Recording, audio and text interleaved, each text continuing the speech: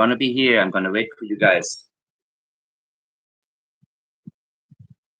I'm sorry about the last thing that happened, and there was absolutely no, well, how do I say this?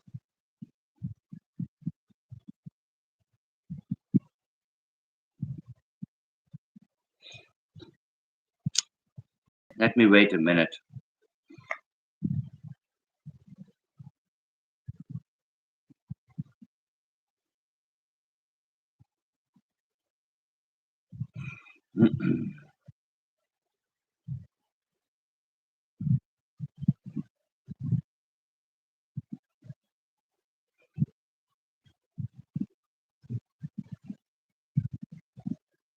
Oh yeah, there we go. Good evening. Guys, please tell me immediately. Can you hear me or not?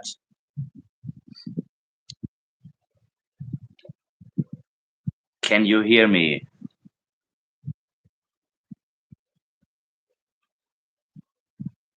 Say yes, no, or kind of. One of the three. Oh my God. I am so happy to hear that. Hey, thank you guys for coming. It's been a week and I'm resetting. More than anything, we need to reset because what I have been reading, listening to, hearing, and watching, it's not good, people. And there's far too much misinformation and disinformation floating around. So, this is now me going live in the members section only in order to cut down on the noise. I have two choices. I either pre-record a video or I make it worth people's while to be a part of the member section, meaning that I have a limited amount of things that I have to read. I watched A Balance a little bit, and there's a lot of people that come into chat that try to distract and they try to sidetrack. And the problem is nothing is moving when it comes to the RCMP. And that's the most dangerous situation we can be in because that's when people come up with stuff. That's when the fabrications begin. So I am taking this back all the way down to only statement analysis and proven facts. Meaning, if other people did the legwork and they have proven something already, yes, I accept it with open arms. If it's a maybe, no, I don't want it. So I'm going to go back, Randall, also into Amy Bradley. I haven't finished about. I haven't. I'm not finished with her daddy yet, at all. hey, hey, Trudels. So, Rhonda, welcome. Wow, it's great to have you guys here. This is beautiful. Robin, thank you, cuz this is really nice actually. This is really nice to have more of an intimate setting. And all the people are here. So yeah, I mean, here's the thing, guys. I am not going to make up anything in order for me to get clicks, right? I'm not going to ever think about. I mean, there are many ways you can have a misleading title without actually lying. It's very easy to do that, but that is not what I'm about. So I am going to stick with my private members section only when it comes to making lives. The rest, eventually, I will publish some of these videos in the public section. Maybe I can do a premiere too. But while I am doing the live, I'm gonna do it in the member section only. I feel more comfortable that way. It's gonna stick. It's gonna stay like that. But I'm not going to compete with a bunch of horse shit and have people come into my chat and bring in other people's fabrications. Right? This is not going to work. It's not going to be good. So let's stick. Let me read your comments first of all. Hey, Mimi. Wow. I appreciate you guys being on. Thank you, thank you, thank you. So here's what I'm going to do now.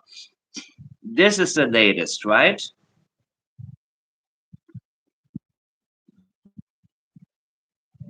So I'm done with it, Rhonda. I'm done with the horse shit. I'm done with it. Period.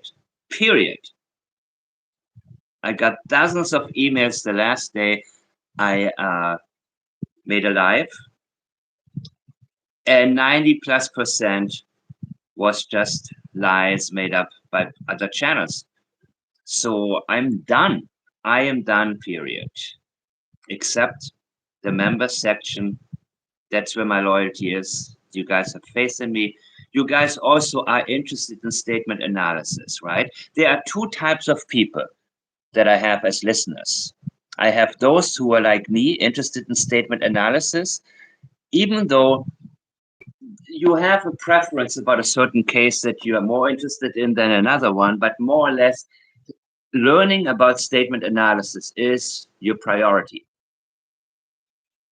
And then the other people are the ones who want to know about Jack and Lilly, right? But I cannot help you right now. I can't help you other than going into more and more detail to keep us where we need to be, which means this guy's statements, because he knows exactly what happened, right? And there is no camp. There is no such thing like Camp Daniel, or is, but it's not based on reality. So please disconnect. A balance, watch him. I watched him earlier, and that's why I feel inspired to continue doing what I have been doing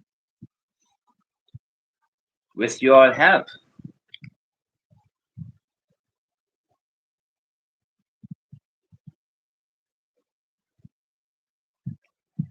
Soak it up like a sponge.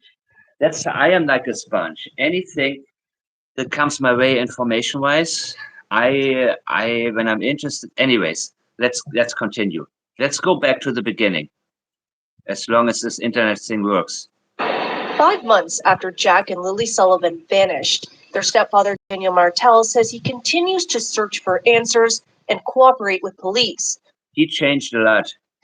That included when cadaver dogs recently came to his property. I come home and the dogs were already, on scene, and they were there for about an hour before I got there. I didn't know the exact day when the arrival was going to happen. He talks with his hands now a lot, right? Have you noticed that? Kind of like an Italian guy would do, Yeah, well, he has this rhythm now. He is more than before, I think, trying to sell because he has nothing new to add. Because he's limiting his language, guys. Why is he limiting his language? Because he fell flat on his face, having made statements that he regrets making, having made comments about Malaya. He is learning and he's being coached. And so rather than using additional language that may backfire on him, he is now trying harder in terms of presenting.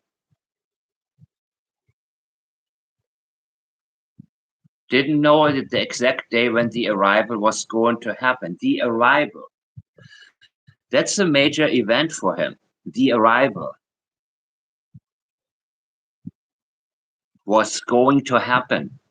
Listen to the significance that he attributes to the cadaver dog search. Now, mind you, I am convinced he has been coached and he has been told, you know what? Don't worry about it. The RCMP, they're not really, don't worry about it, dude. But he is a worrisome kind of person. I believe he's a stressful kind of guy. So for him, the arrival, that's like the movie, The Arrival, right? This is a major event. He was terrified of it. Daniel is so.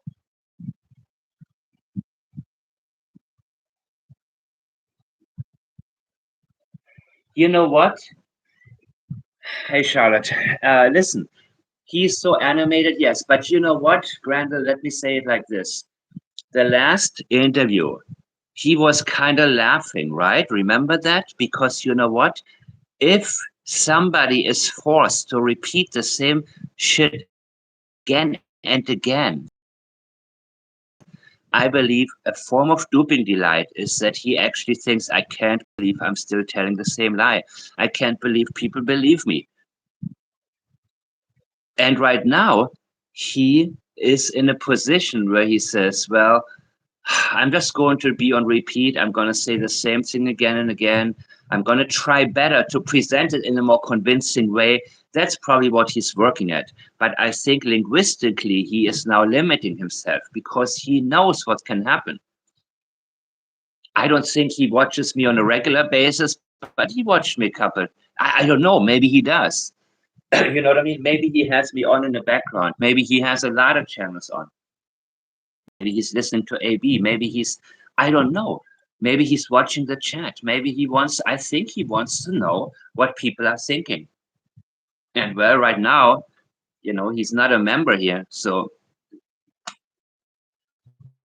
right now, but we will see later what I'm going to do. And I think what I'm going to do actually later is I may publish this in a public section, but by then, if I do that as a premiere, then it'll be easier for me to moderate because I listened to what AB talked about. Certain people that come into chat that try to sidetrack. It's been the same way with Sebastian Rogers, right? So I'm already used to this kind of tactic. And that's why I think this is. Wait, let me read what you. I think he lurks. Yeah, he lurks all the time.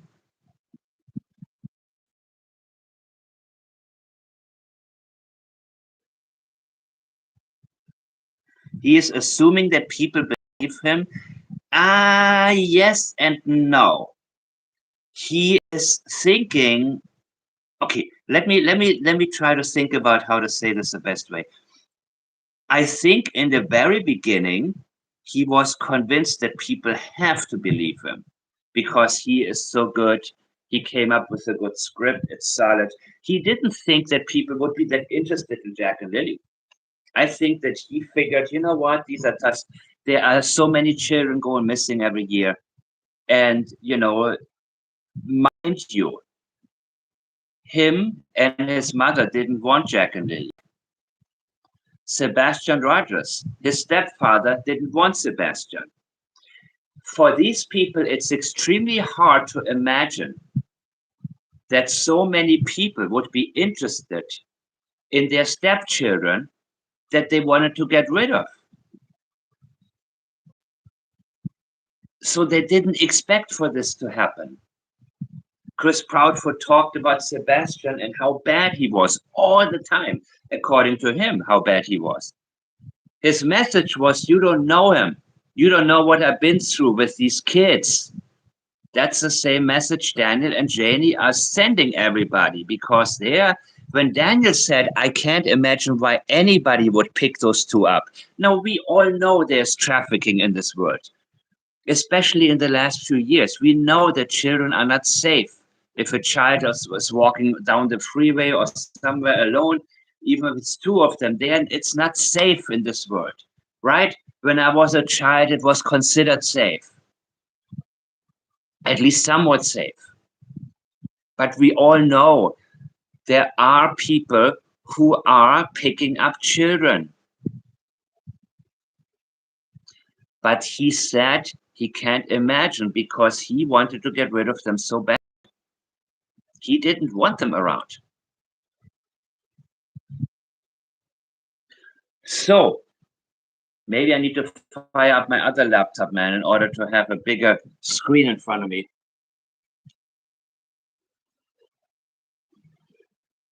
Because I'm reading your comments on my other phone. And I don't like it. So, well, let me see.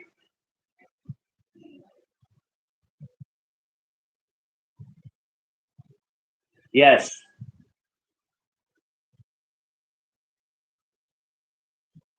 Everything is Jack's and Lily's fault. And according to Janie as well. It is Jack's fault that he was a curious little boy. and Lily's loud voice. And that's how I'm going to keep it, guys. So I don't care what other stuff people talk about. I care about what they're telling me in their own language. They are revealing to us exactly what the problem was, according to them. Big event, the arrival. So it was Look at how animated he is. This is a performance. Look at this shit. Look at him.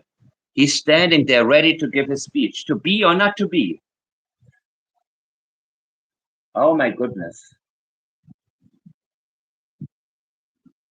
Dude. Seriously? Let's check you out. it was even a surprise to me. Like, You see? It was even surprised to me. Well, not correct English, but he's getting flustered. It was even surprised to me like what? What do you mean like? but But at the end of the day, it was not a surprise. But forget everything that I just said.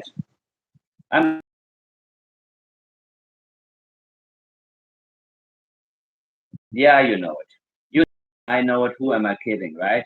But let me get a little more animated to try to sell this in a manner. Let me try a little bit harder because I cannot.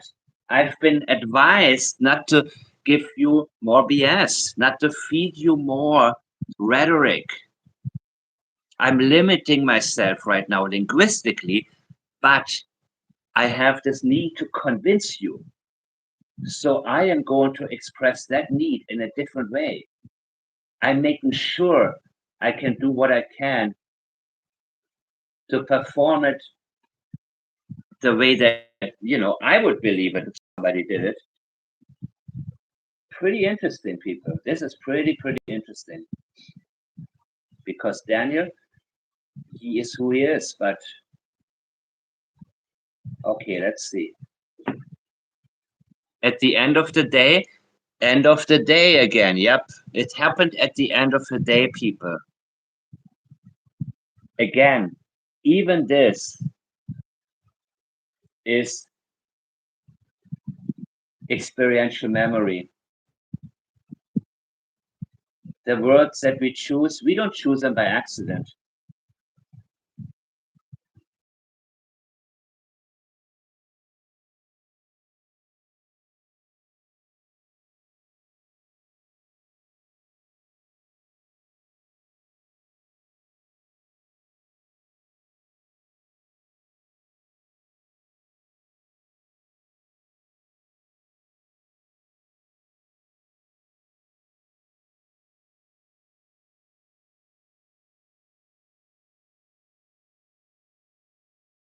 The cadaver dog search is not done to rule things out.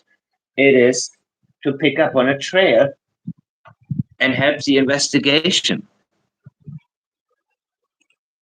I hope this speculation, turns elsewhere. The speculation turns elsewhere. Yep, that's his priority, people. He wants people not to look at him.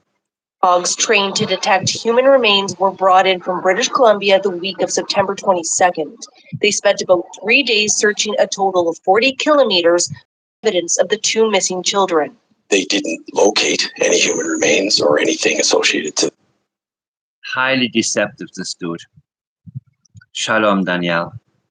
This file or any open file. As the officer in charge of behavioral sciences, he says the dogs scoured the Lansdowne property where the siblings lived. They also sniffed the woods where a pink blanket with. Okay, should I listen to this? Well, let me see. Sure. Detect human remains were brought in from British Columbia the week of September. Got it, Grandel. I will look at it in a minute. 22nd. They spent about 3 days searching a total of 40 kilometers for evidence of the two missing children.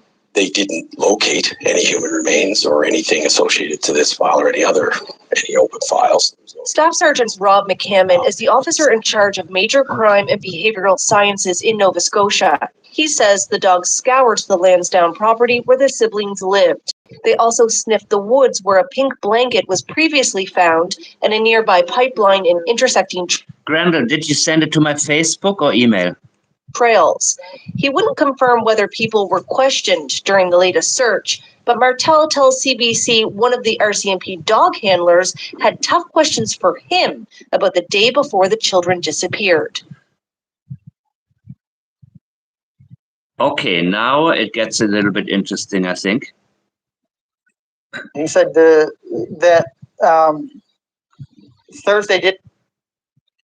Look how carefully he words it now. Look at this. He said that Thursday, this is a highly sensitive area to him right now. The Thursday, he has to go into the allegation, and he's trying not to give us an embedded confession.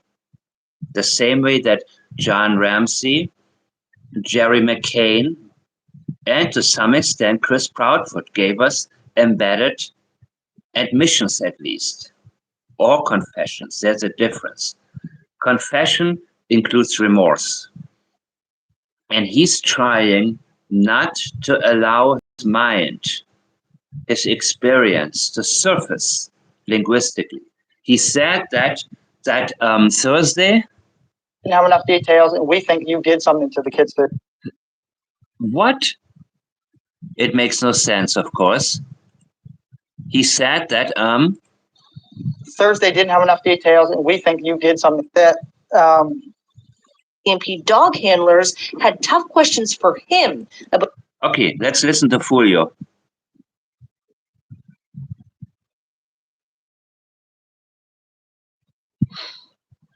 But the day before the children disappeared. He said that Thursday didn't have enough details, and we think you did something to the kids Thursday night. Yeah. He said Thursday don't have enough details. We think you did something to the kids Thursday night. Makes no sense, right? Makes no damn sense. Remember, when a sentence makes absolutely no sense, yeah, there's a reason for that. Because he stops himself. He stops his own flow. He interrupts his own flow. Hey, Danielle, do you want me to send you a link to join and come on and say hi? Give me a second. Let me go into my email real quick. I want to check if this works.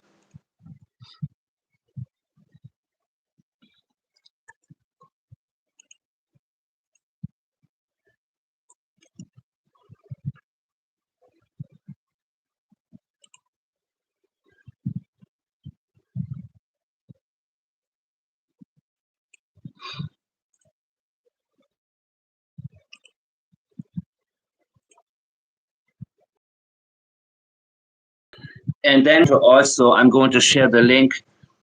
If this works, and Danielle is going to come on right now and talk, I'm going to share the invite link with all of you. And those of you who want to join and come on in can. Let me look at Grendel at your messages.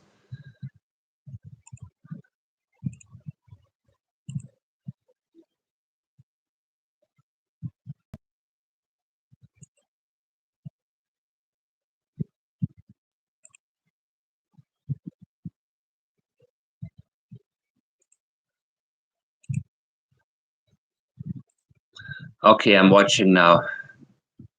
Is that your last message, Grendel? That's the last one, right? Okay, I got it now. I look at it. In the fog. Okay, let me download it all on my end, and then her being silent and her. Okay. Interesting.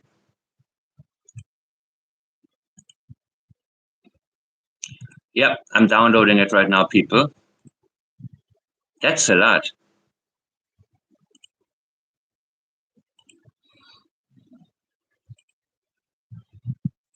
Oh my God.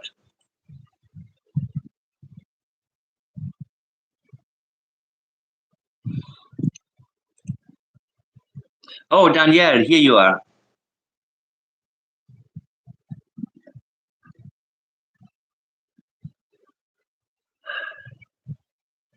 Hey, Yeah, you're here. Welcome. Oh my God. This is too easy. Give me a second. You know, I'm I gotta put my downloading. glasses on so I can see clearly, everyone. Sorry. No problem.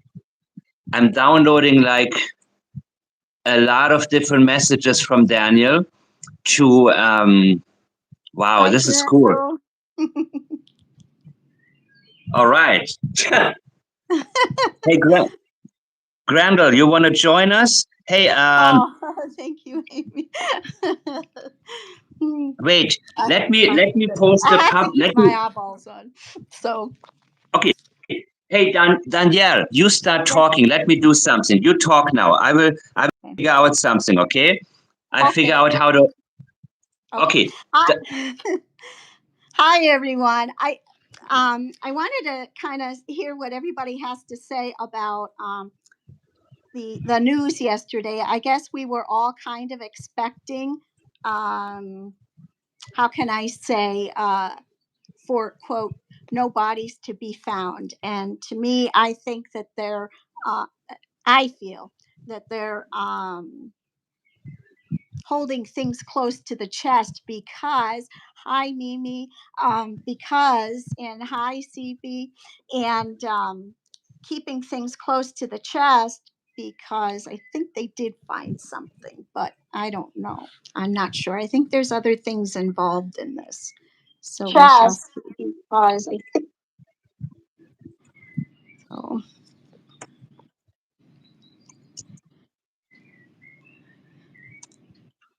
Okay. I sent the invite link. Can you guys click and see if it works?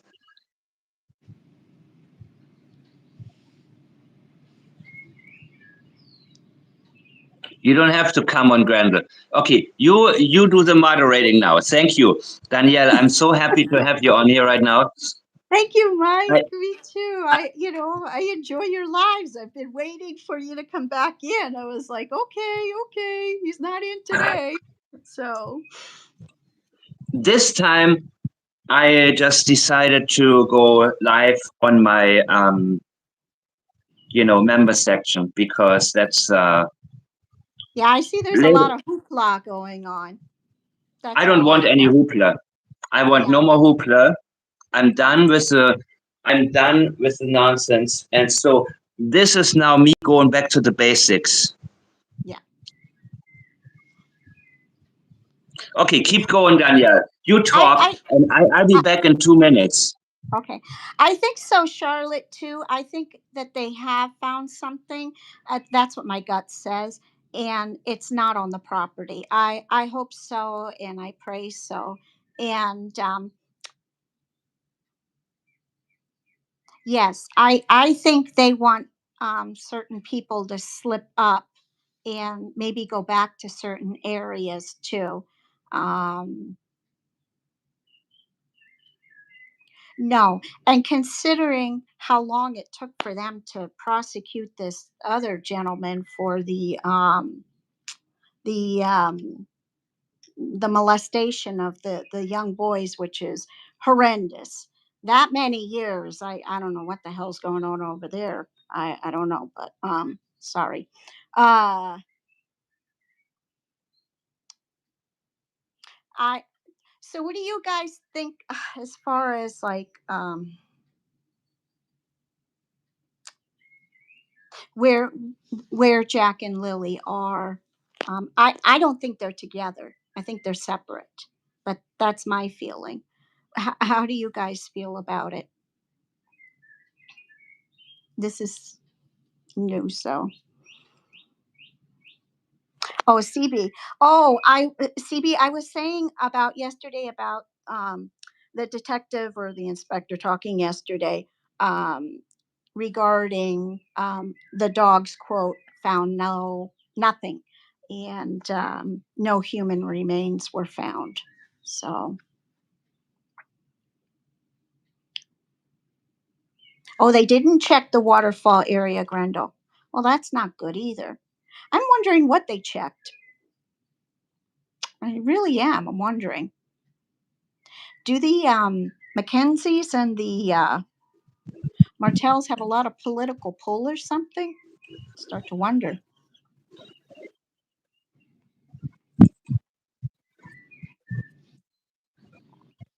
Mike, I hope that you're going to analyze his statements yesterday. Okay, that's only the short video, right? That's the one video, the 2-minute long video. Okay, Yeah, let me let me finish that one because I just got the message from Grendel. The other statements I already started. I can. I'm almost done. It's not a lot, right? And no. um, There was the Thursday one night. that he did while talking to the reporter in the office. That's the one that I watched yesterday. Really? Uh-huh. Okay. Yeah, Can I you sent send it it to to me? you last. Yeah, I'll send it to you again. I sent it to you last night. Okay. Let me check. Yeah.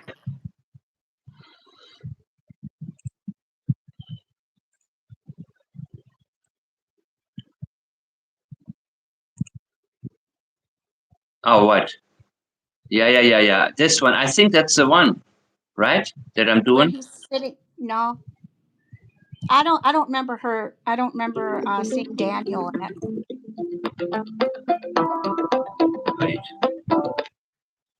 Furniture Expo, New York. What is this? Okay, one moment.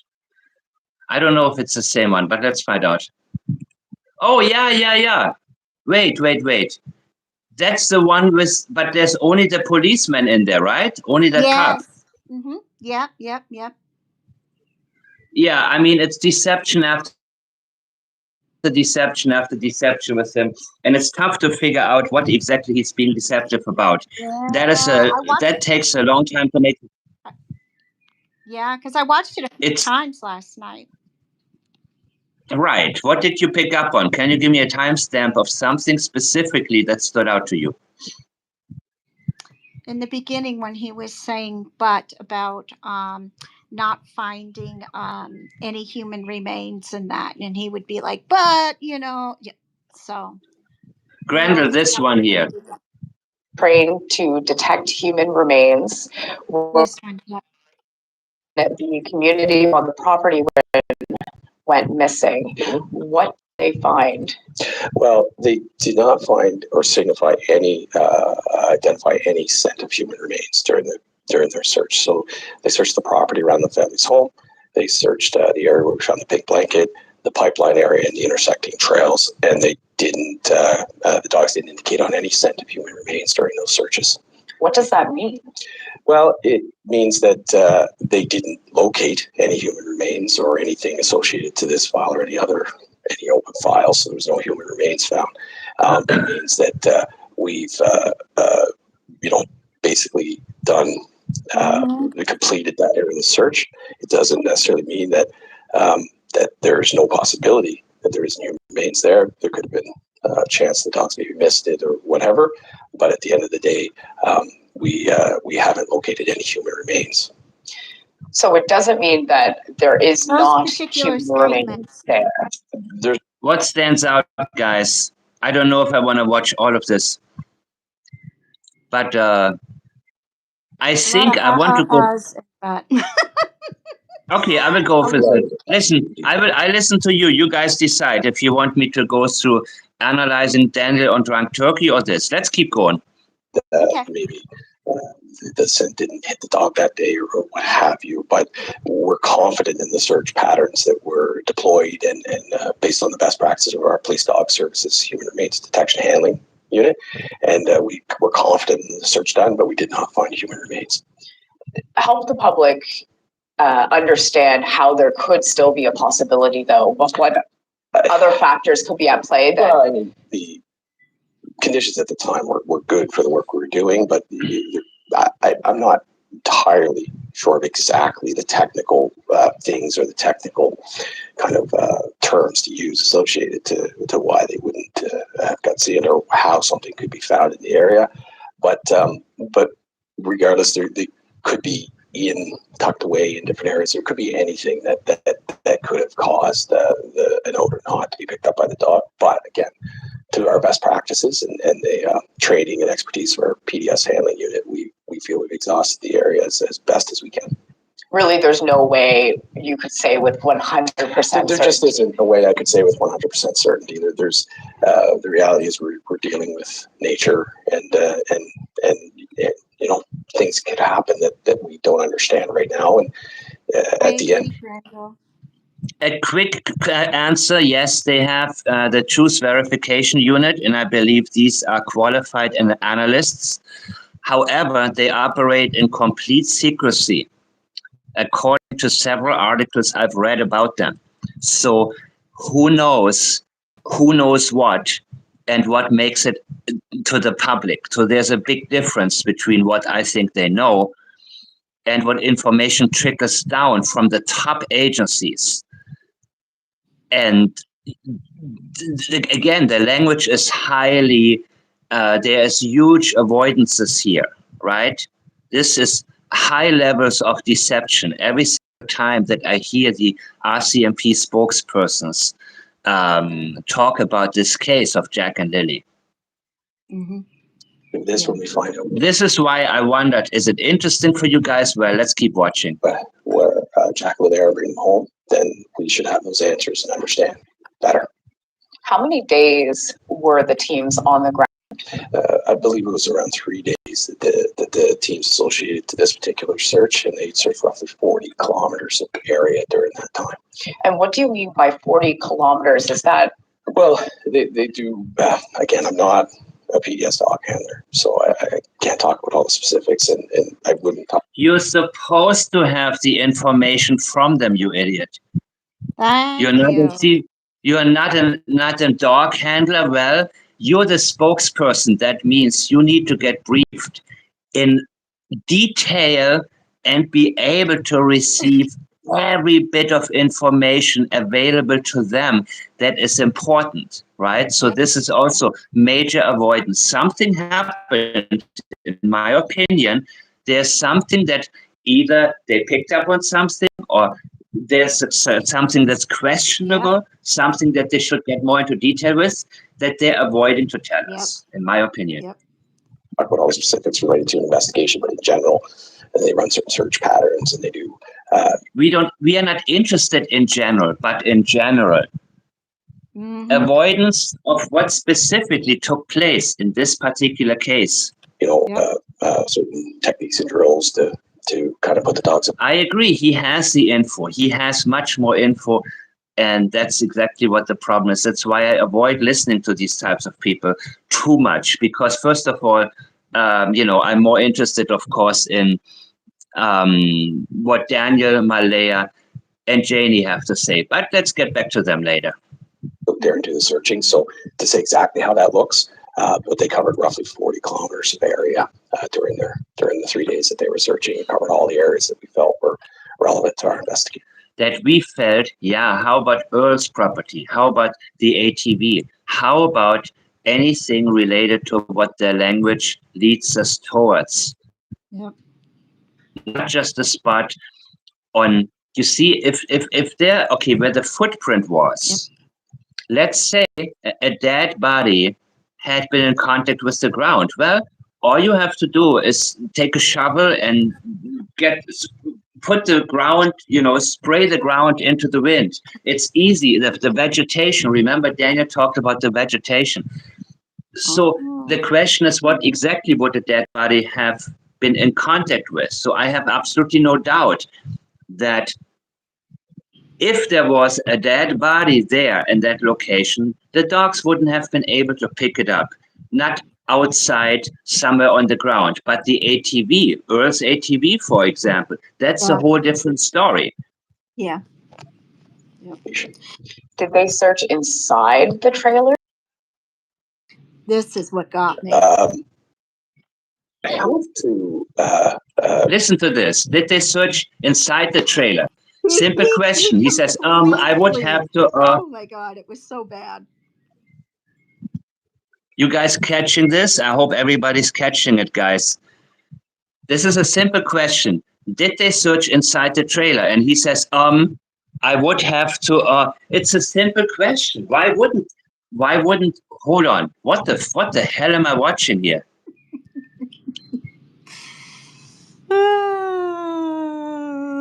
You're trying to tell me you have no idea if they searched inside of the home of Jack and Lily's? He's Yeah. too, you see, this is why I normally avoid these guys, because it's too fucking easy, right? There's no challenge here. Yeah. You don't even have to know about analysis to know this guy is full of it. Right? So anyways, I would have to, Get back to you for specific. This is not specifics. This is very general. Did you check in the trailer? Did the dogs go in there? This is what your interview is about right now. The interview is not about the case as a whole. It is about the specific search. That's what the update is. You don't have the so-called specifics. Wow. Thanks on that, but they did search in and around the property. I wouldn't be able to answer for sure right now. I could quickly find, we'll get strapped on to find that answer. But anything to delay having to answer. Well, if they didn't, then what's the problem? I'm not sure if they went inside, but they could do the whole property around. So did they search inside or not, Grandel? Fill me in what you know. I've been gone for a couple of days. I've been doing the... Or you go ahead, Danielle. Have they been searching inside? What have you heard? They have not been inside? I haven't heard anything about them inside. Okay. And I agree with CB too here, because the Mackenzies and the Martells, that's what I keep saying too. I've said it since the beginning and have written notes, because they have to have some kind of political pull over there. And, CB is even saying that, they do own an awful lot of land, but she was going to lose that land, that property, to taxes. Let's hear what... Let's see. And the area around there, the pipeline trail. So Grandel, why doesn't he want to answer?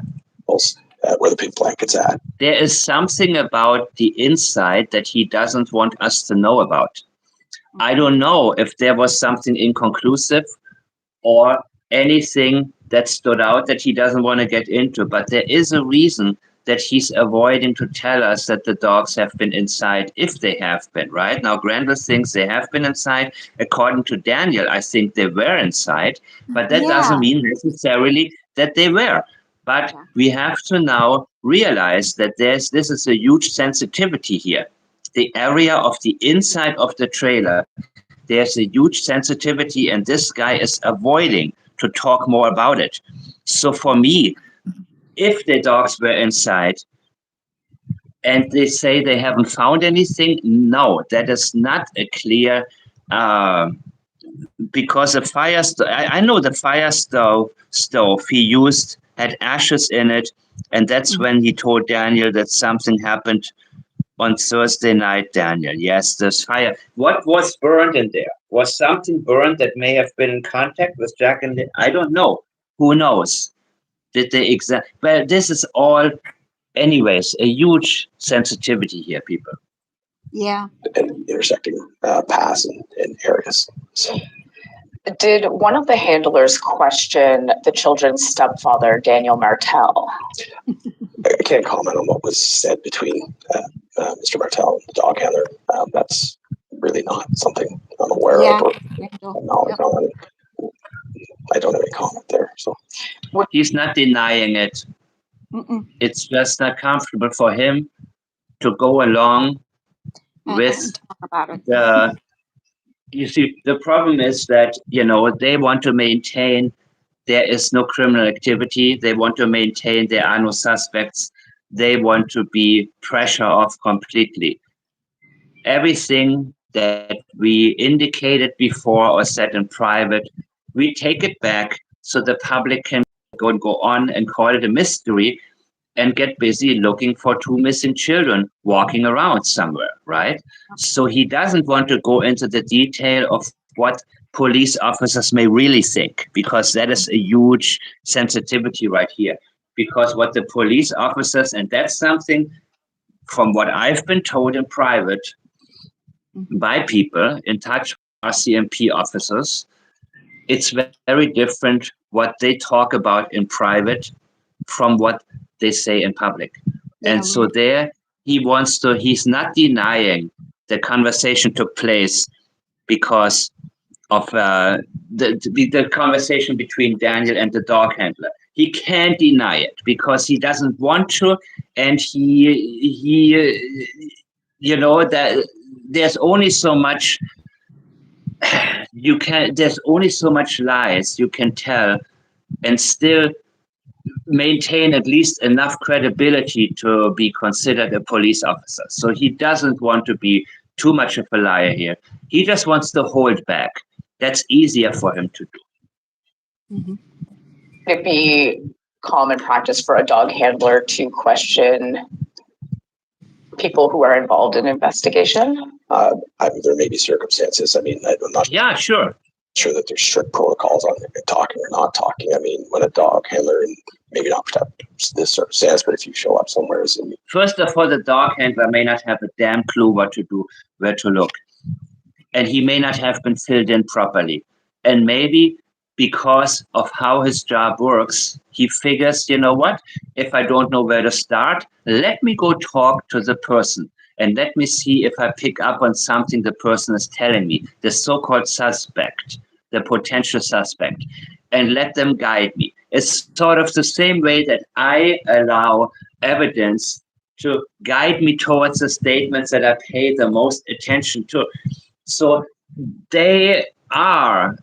I think that the dog handlers may have been very confused. They may have not been properly instructed where to start searching. They don't watch my channel. They don't have. They may not even know about the. Yeah. Yep. Probably got filled some now. Listen, we know the guy did it, but we can't prove it, or something like that, in my opinion. And so he zoomed in on Daniel and he said, explain these damn ashes. Let me see what. But again, luminol, you're right. Was luminol? Nothing was used, right? I agree, Grendel, too. Who burns wood in the summer? Yeah.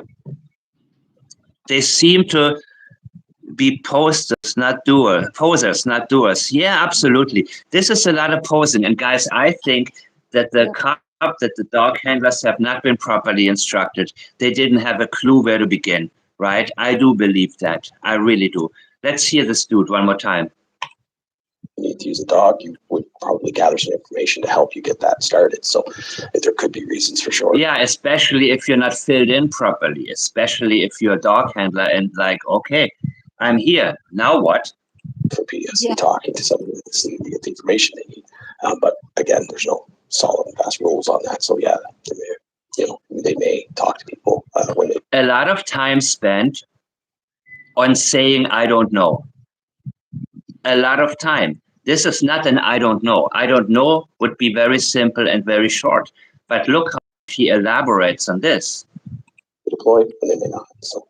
Given there were no human remains detected and that these were locations that... Well, we're not talking about human remains being detected, but the scent of human remains that may have been in contact with certain areas or certain items. Okay, so she is linguistically confusing the situation a little bit here. Were the highest areas of probability.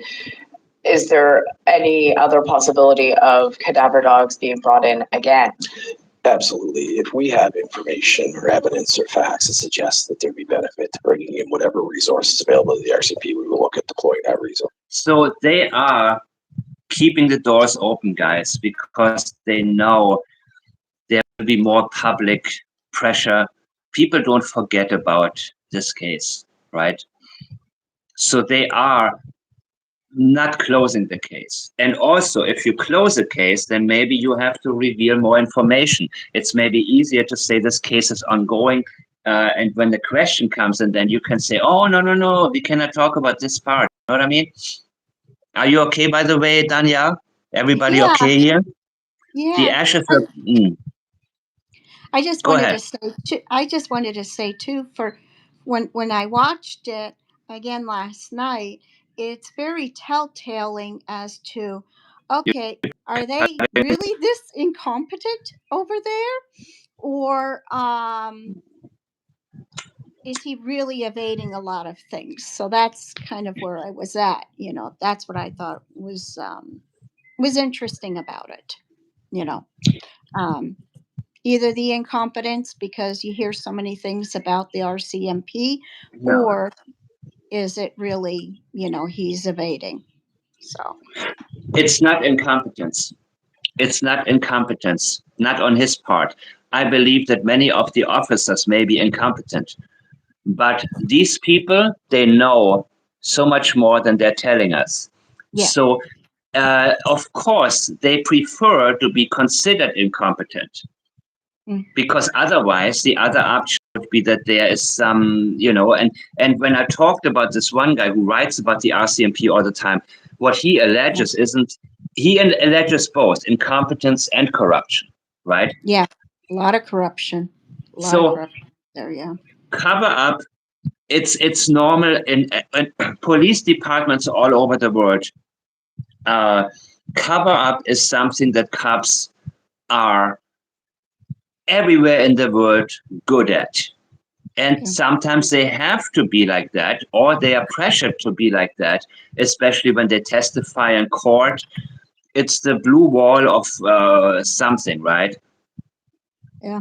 So that's just the reality we live in. So for me, whenever I hear official statements from law enforcement, I'm immediately like, yeah. And it's just the language is just very deceptive and very vague in general. They don't want you to know what they know. And it's similar to when politicians talk. And that's just the nature of the beast. So it's sometimes it takes a lot more to actually, it's harder to decipher than when Daniel speaks, right? Mm-hmm. Yeah. That's so true. Blue wall of silence, Grandles. Thank you. That's the one. Yep. And Grendel, you're right. They did, everybody was trampling all over in the trailer. Nobody sealed it all. I just can't even understand. That part just drives me crazy, is that they did not seal off the trailer. They didn't look at anything. I just, yes, very true. Well, yeah, no, go ahead and comment on the comments. Seriously. I mean, for me, this is, listen, Danielle and everybody, I am very desensitized to that. I expect this. You know what I mean? I don't get surprised by any of it. But, I don't get surprised. I've been there. I've seen it. There are this is just how it operates. They don't want to commit to anything, first of all.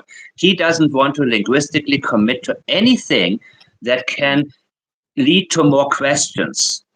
Yeah. So he doesn't want to answer questions about whatever took place in the trailer.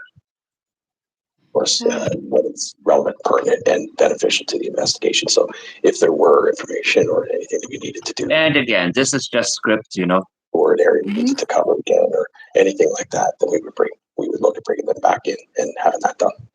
And always, stupid advertising. Wait. Bangkok is one. What the hell is? Give me a second, guys. You keep talking, Danielle. You're doing good. Wait, let me put my glasses back on. Okay. I agree, Lindsay. It's like, well, then why did we have them out? Why did they have them out there and discuss it and pay for it? I don't understand. Right. Well, they have especially that's income. Yeah. It's a mix of incompetence and the other thing that I don't even want to be the one that alleges it. I mean, it's very, that's why I sometimes bring up this guy, Rob something. He has like an Italian last name, Canadian guy. He's I don't want to be the one that says everything. You understand what I mean? And to me, it's very obvious. There's a mix of income. But again, the dog handler, I believe he has not been properly instructed. Yeah. He was like, where do I begin?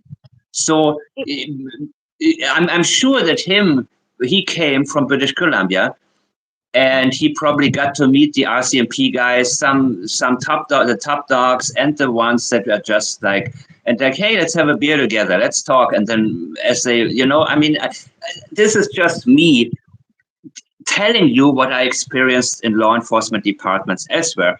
That they get to know each other, they have a few drinks together, they make it a fun trip for themselves sometimes, and then as they get to know each other and say, listen, off the record, this and that, and look at Daniel, something like that. That's what I believe could likely. The dog handler was confused, but I believe that he was suspicious of Daniel immediately, and chances are because he's been giving certain things off the record, and he knew whom to look at, but he didn't know where to start searching, in my opinion only. Oh, sorry. What the hell? Get work. Nothing stopped from the second day of this investigation. A major crime took carriage and began. Major crime? Wait a minute. Let's see what he says about major crime here. Mm-hmm. We would look at bringing them back and having, okay. What happens now? Now we continue on with our investigative work. Nothing stopped from the second day of this investigation. A major crime took carriage. Yeah, so it's major crime. That was from the second major crime was involved. Nothing stopped. So it's still a criminal case. That's what he's telling us. It is a criminal case. Yeah. Because he's mentioning major crime and he tells us nothing has stopped in reality. Okay. No matter what articles come out, his language indicates right now, and he's pretty good at avoiding. He's good at avoiding, but he's not that good, because this is him actually telling us that this is still a criminal investigation. Watch the words carefully, guys. Disconnect from whatever you hear too much about. He is telling us in this particular statement, in just one sentence, from that sentence, I know that this is nothing but a criminal investigation, in my opinion, of course. And began collating, sorting, and organizing the information and planning the investigation. We haven't stopped. We've talked with a number of people. We've got over 1,000 taskings that we're still creating new ones and developing. 1,000 taskings. Yeah, we don't want quantity, we want quality. Developing new areas to gather information from. Go ahead. You see? New areas. No, we want the old areas, but we want attention to the old areas, but really investigate them. We've reviewed over 8,000 videos, thousands of hours of video from the area. He's also telling us what has been done, but not what needs to be done. So he is doing damage control. The same way that Daniel's trying to prove that he was looking for Jack and Lilly, he's doing the same thing, because he wants to satisfy the public and keep the public at arm's length, saying, we're doing our job, don't look at us, don't bother us, don't question us, don't get angry with us, leave us the hell alone. Mm-hmm. And we've done extensive grounds. We don't care what you've done. We want to know what you're going to do. Search using both technical capabilities, partner agencies, GSAR, DNR, to GSA. What does it mean? GSA. Global satellite something. DNR. What is DNR?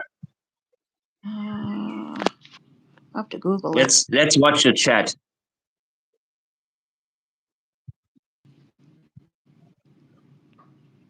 But of course, he's throwing out GSI, DNR. I don't know if in Canada everybody knows what it is, but sometimes they like to use terminology that not everybody's familiar with, just to keep people at arm's length and indicate, look, you guys don't know anything, so don't ask any questions. Natural resources. Okay. Okay, got you. Department of Natural Ianka. Resources?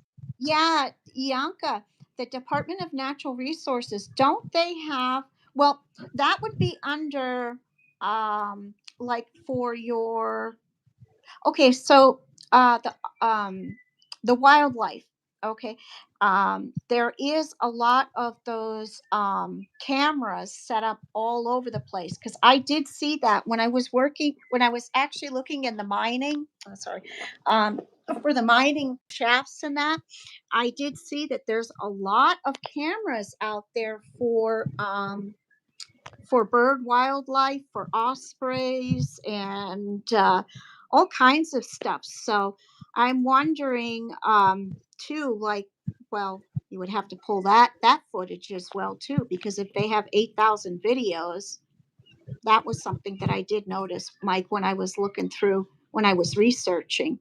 And then also for the railways have their cameras too, but there's also for yes, for the wildlife, and it went out of my mind. So sorry, but I'll get it. I'll get it back. But Okay. Department of Natural Resources, yeah, and for the drains, the culverts. Yeah, There's actual cameras set up around for the culverts, certain culverts, got it. which I didn't know that. Yeah. So feel free to interrupt me anytime, Danielle, because I'm going through this, and I will then stop at the right places. You're watching the chat. Thank you. That's very good. As thoroughly as we possibly can. Yeah. Seriously. As thoroughly as we possibly can. Okay. Yeah. Mm-hmm. What is limiting you? That is my question. Whenever somebody says as thoroughly as we possibly can, my question is, what exactly is limiting you? Because you are now linguistically limiting the activities Yep. that are needed for us to figure out what happened. Mm-hmm. So he's already saying, listen, don't even start to question our abilities or our commitment, because I'm telling you, there's only so much we can do. He's already making excuses preemptively. Area around the home and those other areas that I mentioned, and that if we continue to gather information, make decisions based on that, and if the information suggests that we need to do more searching, we will. So the investigation hasn't let up since May 2nd? No, it has not let up, and it won't. This is not something that we stop working on. We've got 2 young children, Lilly and Jack, who've gone missing from their home, and it is a Missing Persons Act investigation still at this time. But except you told us it's a criminal thing. We need to find answers to that. There's a lot of public, legitimate public concerns about that. And that's his number one priority, the legitimate public concerns. Yeah. How do we manage this? How do we balance everything? Because the public is on alert, and we need to do something. We need to at least pretend to do a lot. Yeah. Go ahead. Yeah. Go ahead, please. You talk. No, that's what I was going to say. How do we sweep it under the rug so that everybody forgets about it, damn it, because this is blown up, so. Ilyanka says GSA is General Services Administration, only US government, not Canadian. What is GSA, guys? Let's clarify this. GSA? What is GSA in Canada? What is he referring to?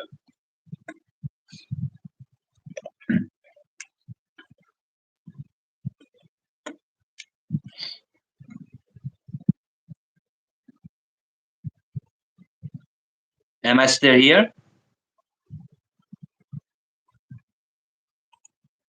2 children go missing and we can't find them, so we're going to continue until we have answers. RCMP have been conducting forensic testing, including on the pink blanket that you Danielle, you're frozen. Are you okay? Okay. mentioned. Okay. And federal agencies, along with government needs, leases, managements for commercial real estate, and the improved the government efficiency and effectiveness. I don't know. Well, Okay. All right. What can you say about what results came back or what we know about the forensic testing? Of course, I can't say much about the details because The forensic testing, it's been 4 months, man, since the blanket was examined. We don't know anything. I don't and know how they get it. telecommunications. Okay. Telecommunications satellites. Okay, here we go. it's part of our investigation, and there's a process we go through, and we don't want to put out much information, but we. It's been 4 months, dude. What's up with the blanket? What was found? What is the problem? Why don't we know anything? We've been working with our National Laboratory Services to. Always, we've been working. Avoidance. He doesn't want to tell us what the results are. So he is focused on the process. The same way Daniel is focused on the process of searching for Jack and Lilly, what all has been done. But there's no concern when it comes to any results. Have the DNA testing done and to get any type of testing related to this investigation in as timely manner as possible. It's been at least a week since the dog handlers were on site. Why is there a lag in informing the public of what they didn't find? Good question, but of course they've already talked about what they're going to ask. So I have no doubt that in Canada, especially media and police, they work closely together. These questions, I believe he's already prepared to answer. He's been asked them. And she knows that people are asking questions. So they want to sort of keep people at arm's length and satisfy them enough to shut up and believe that everything is, going as planned and the investigation is active and oh my God. Well,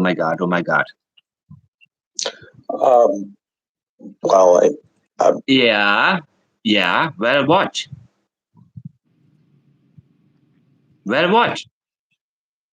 Well, Avoidance. yeah. Major avoidance here. The flow is interrupted. Yep. We know his language pattern now. Yep. He speaks at a certain pace when he isn't worried about how to answer something. But now there is an interruption.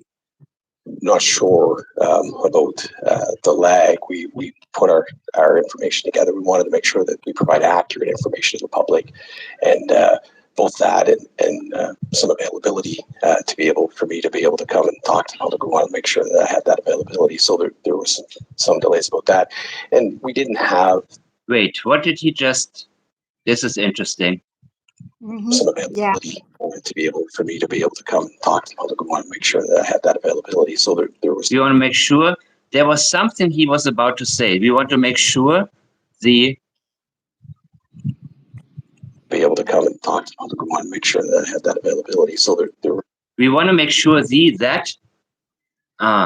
There's some delays about that, and we didn't have immediate information that we felt was going to change or collect evidence for us or change the direction of the investigation. So we felt we should maintain an organizational approach to this and make sure that we're prepared to provide the information we have and set up these QAs. So that's a bit of the delay, but basically there wasn't a meet. Whenever somebody says basically and like, these two filler words, like, so I like, they said something like, or basically, there's also a level of avoidance here, and he's avoiding to be accurate and detailed. He wants to keep it vague for a reason, guys. The information we felt we needed to share with the public, and that we would take the time to get our messaging in line and set up the meetings like that. Keep our messaging in line. There's a lot of preparation going on before they do anything in public.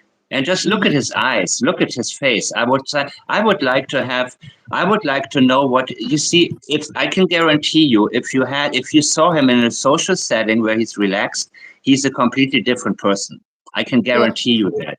So even though we focus on the statements, we also want to look at certain pattern changes. So his baseline, he is way off his baseline here. Yeah. On every single level, guys. Yeah.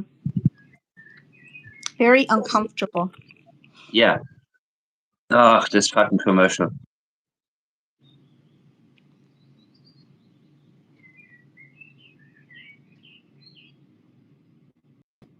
Crimes investigator, and yet this case is being investigated under the He's a major crimes investigator, right? Let's keep it real here. is being investigated under the Missing Persons Act. Is that still the case? Absolutely. Yes, it is under the Missing Persons Act. One of the things that major crime. So why are you here, dude? Why are you here as a spokesperson? Yep. Being a major crimes investigator. Yep. Because that's where it's at, people. Mm-hmm. That's why you're the one doing damage control, because everything indicates, and you told us before, nothing has changed from the beginning. And remember, in the beginning, they accused Daniel right away. So this hasn't changed. Officially, yes, their language has changed. The media presentation has changed. But nothing has changed. Is the ability to collect, manage, collate, organize, and review large volumes of information using some of our standard practices on And he likes to be very general, of course, not committing to this case. information control and management. So when you have a file like this that's large, we do support investigative capacity. So there are other areas that sometimes major crime would support investigative capacity. Larger incidents that may be Bullshit. aren't necessarily that are necessarily crimes. We are major crimes, but he's trying to plant a seed that even though major crimes is involved, it has nothing to do with a crime having been committed, which of course he has a very hard time linguistically committing to because it's complete nonsense. the specifics of major crime, but they need that extra added boost for file management. Oh, they need the extra added boost for file management. Complete nonsense. That's not why major crimes gets involved. Major crimes gets involved because they believe there is a major crime that has been committed. Information management, things like that. So we do support different areas like that, but we are the lead on this investigation because of the large size. They have the lead on this investigation. Major crimes has the lead on this investigation, okay? It's not treated like anything else. As the volume and our ability to interconnect different parts of the RCMP to kind of understand what their capabilities are and bring to bear on a given situation. So that's part of the reason why the investigation. Yeah, he's so full of it, man. He is so full of it. So to be clear, it's currently not a criminal investigation. We don't have any. We haven't collected heavy. Is that a reliable denial?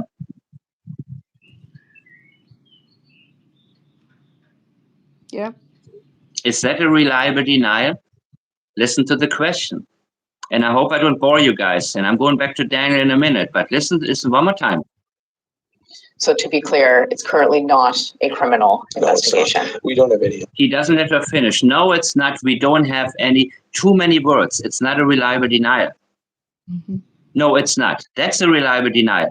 But immediately he continues to speak. We don't have any. We haven't collected evidence or facts or information that's. Yeah, right. That doesn't mean it's not a criminal investigation.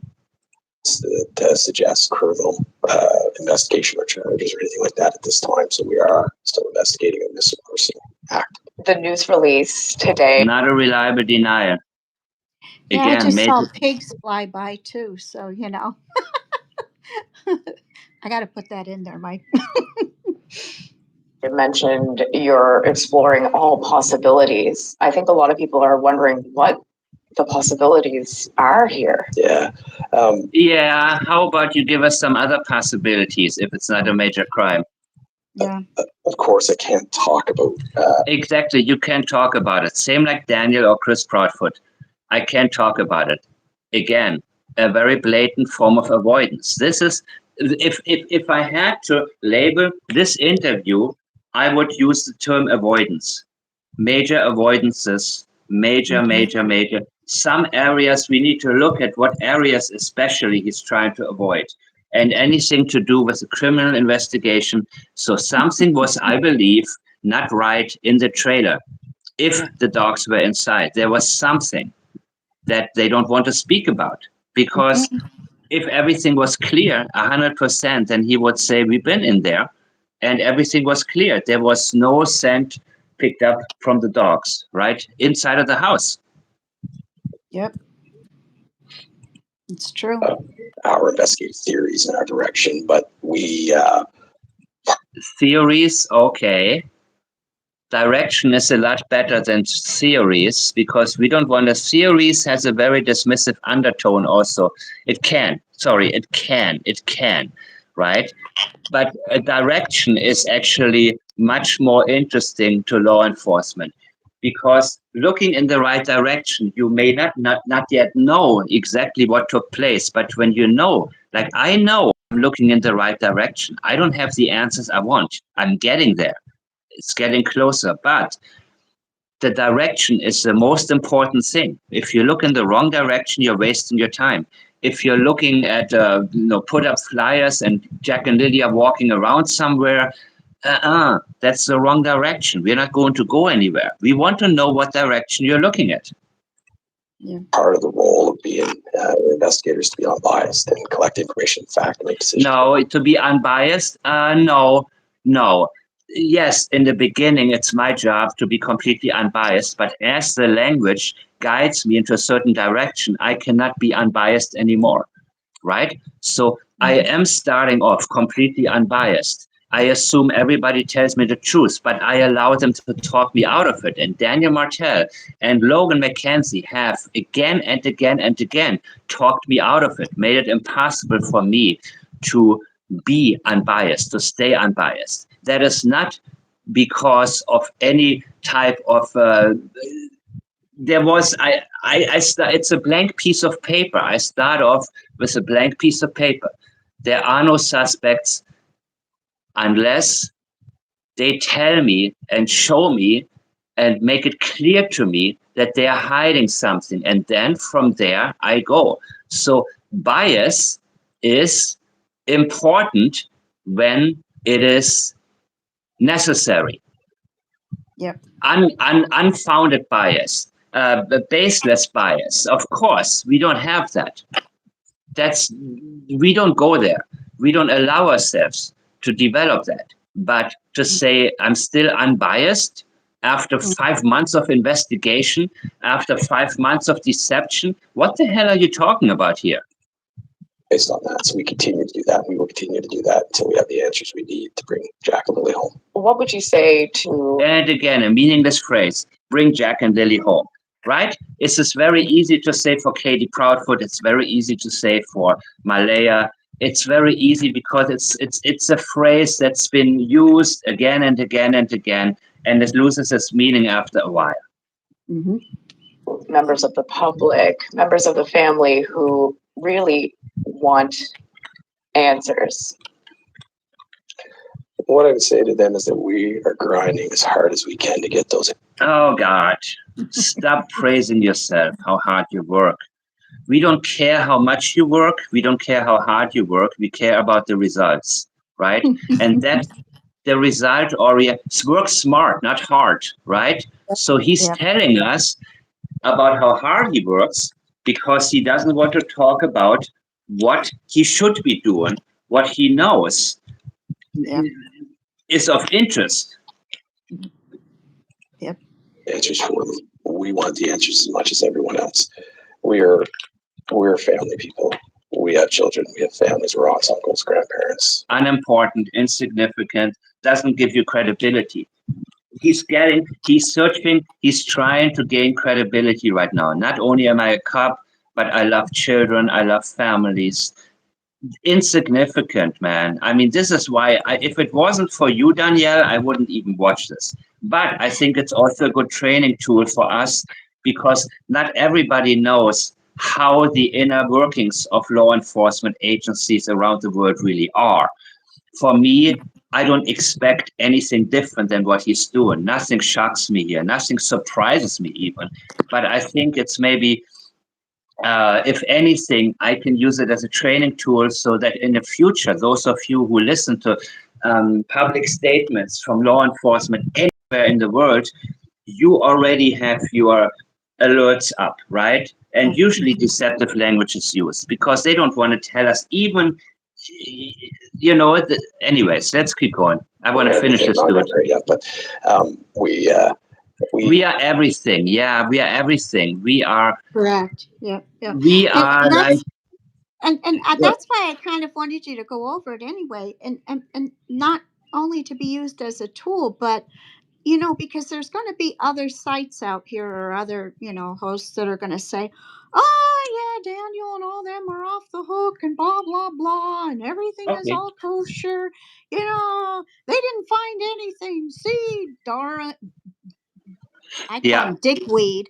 Dickweed is going to be out there saying, well, see, I told you, So I really wanted it to kind of go over it because honestly that, you can see that there is more to this story, but they're not giving it all. There's a lot of misleading information coming out. But Daniel's not off the hook yet because it is still criminal, Yep. So Exactly. And that's what he's told us earlier in only one sentence, that nothing has changed. This is a criminal investigation. And so for me, personally speaking, when I hear politicians or when I hear spokespersons, I assume they're going to be deceptive. And usually they are.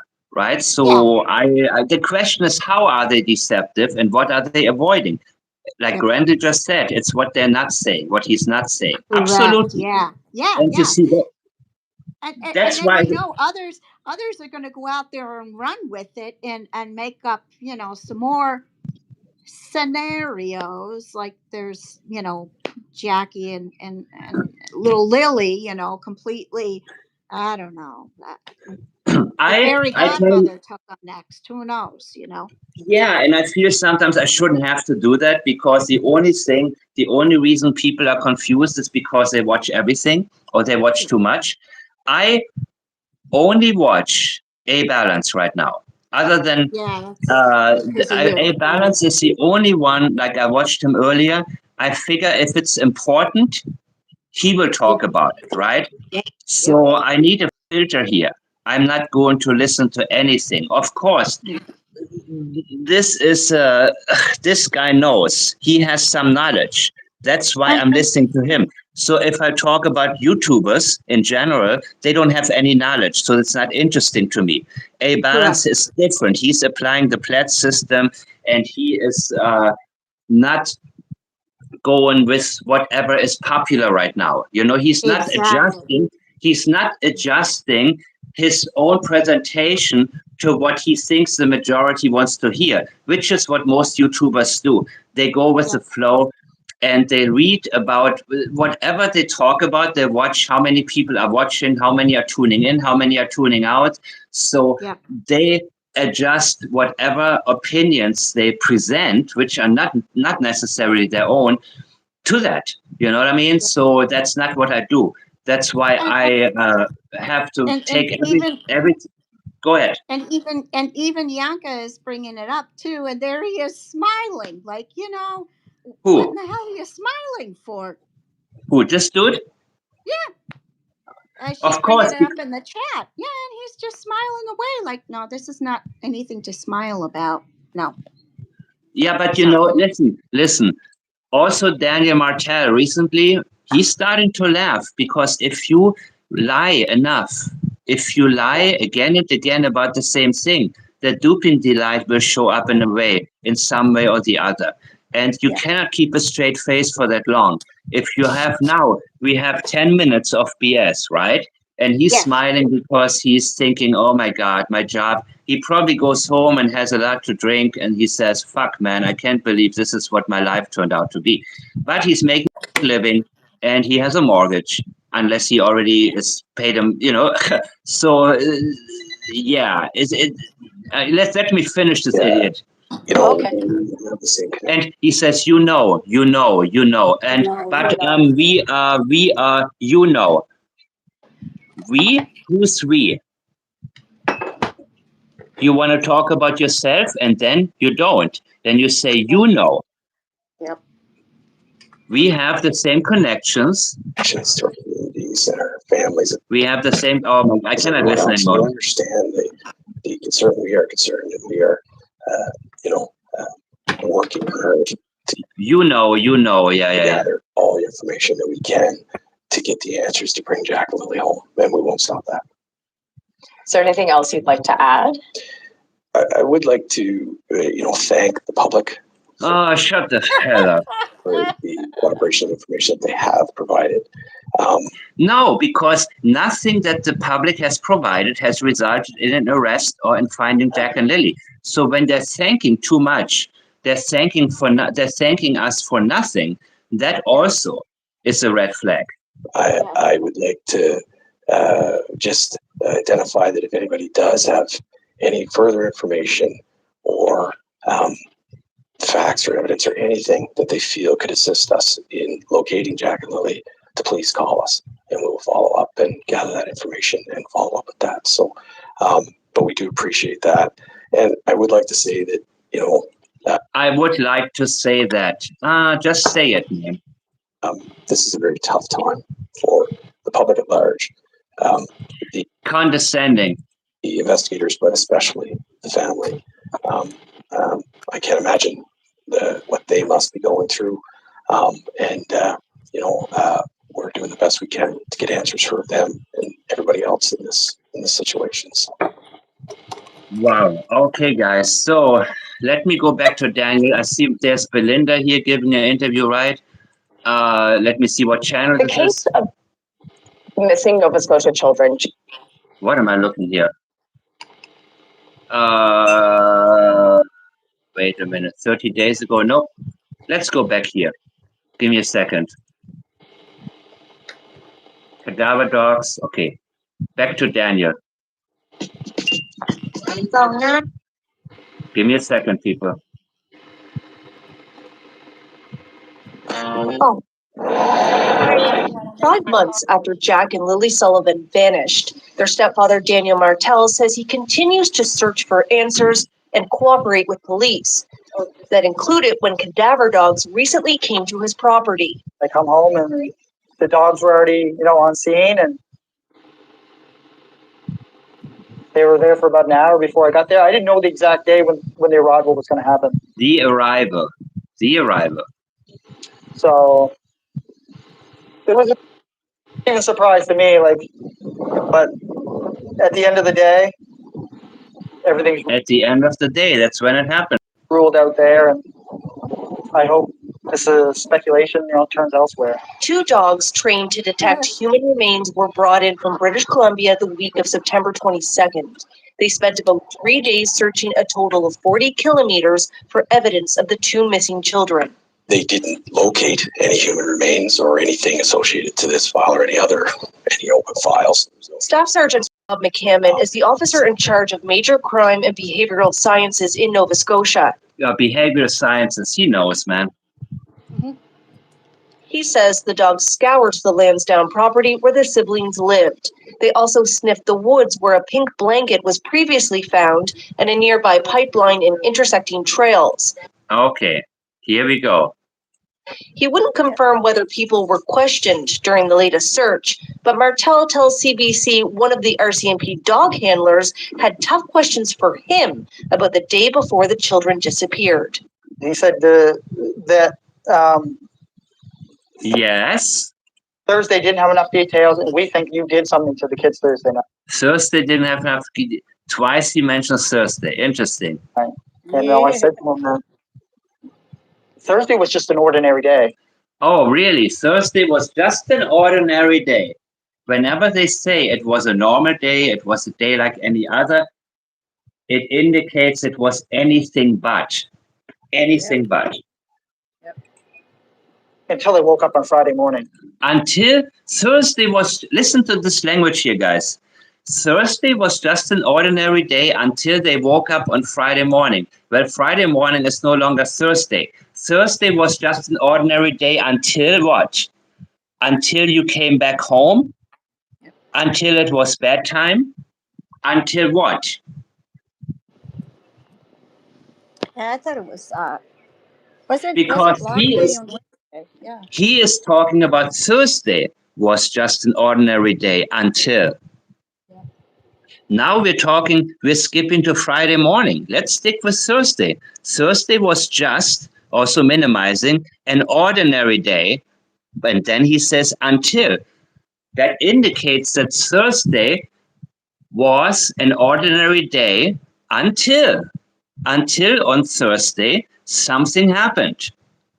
Later on in the evening, he skips to Friday morning. But what he's telling us in this particular sentence is that something happened on Thursday. And by the way, I said that from the very beginning. It was Thursday when it took place. And this is affirming it. And that's when, remember Katie Proudfoot when she talked about 6 a.m., Sebastian wasn't in his bed. That's when he wasn't in his bed. She said, that's when. Also indicating that was not when she realized he was gone. He was gone a long time before that. There are so many similarities here. like, life changed. That's when life changed. Okay. Martel says the cadaver dog searched inside his trailer and police even looked under his deck. Okay, so they were inside. Hammond says his team is prepared to keep working on this case. And I don't think he would lie about that, because that would be too easy to prove him wrong. I don't think he would lie about what police did or didn't do, because then he would piss them off. Until it's solved. This is not something that we stop working on. We've got two. It's not something that we stopped working on. Listen to his language right here. He doesn't say, we will continue, we don't stop. This is not something that we stop working on. Highly deceptive people. Young children, Lilly and Jack, who've gone missing from their home. And back to the rhetoric, back to the script. We've got 2 children, Lilly and Jack, who've gone missing from their home. He avoids to tell us, of course, who he thinks is responsible. They've gone missing, like it was their action.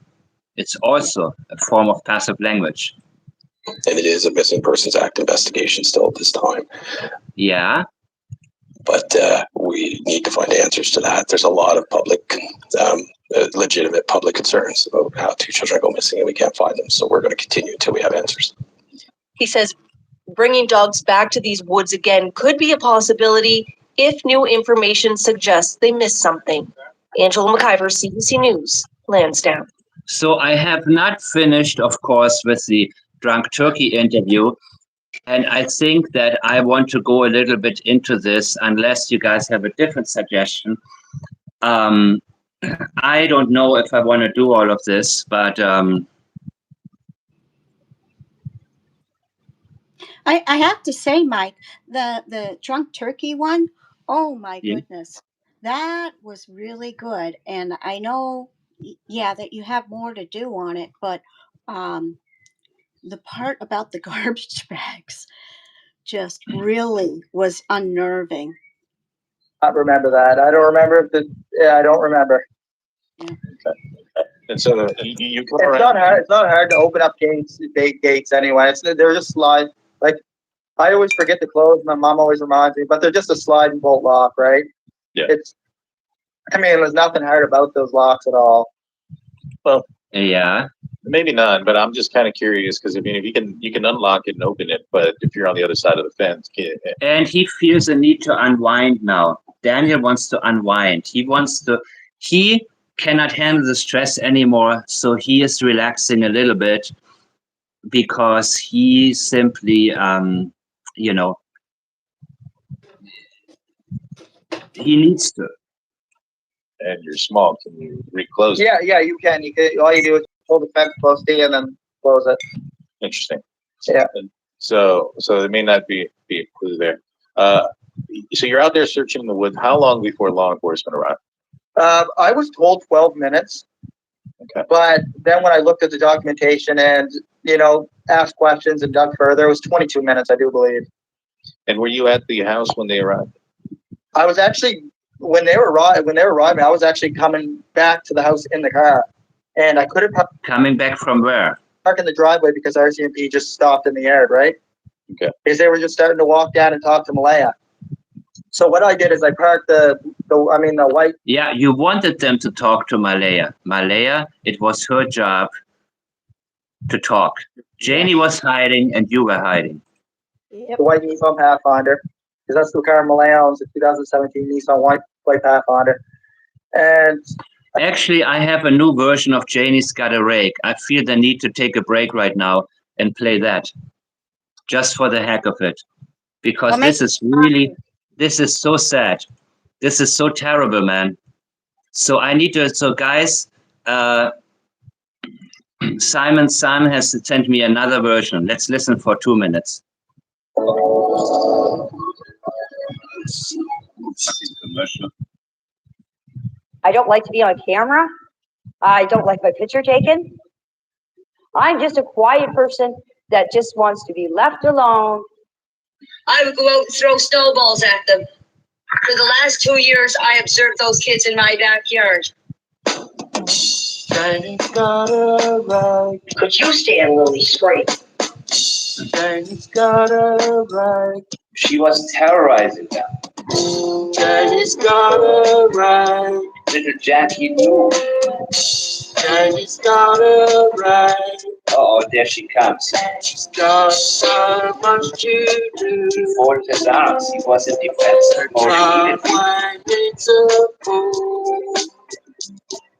What did her daddy do?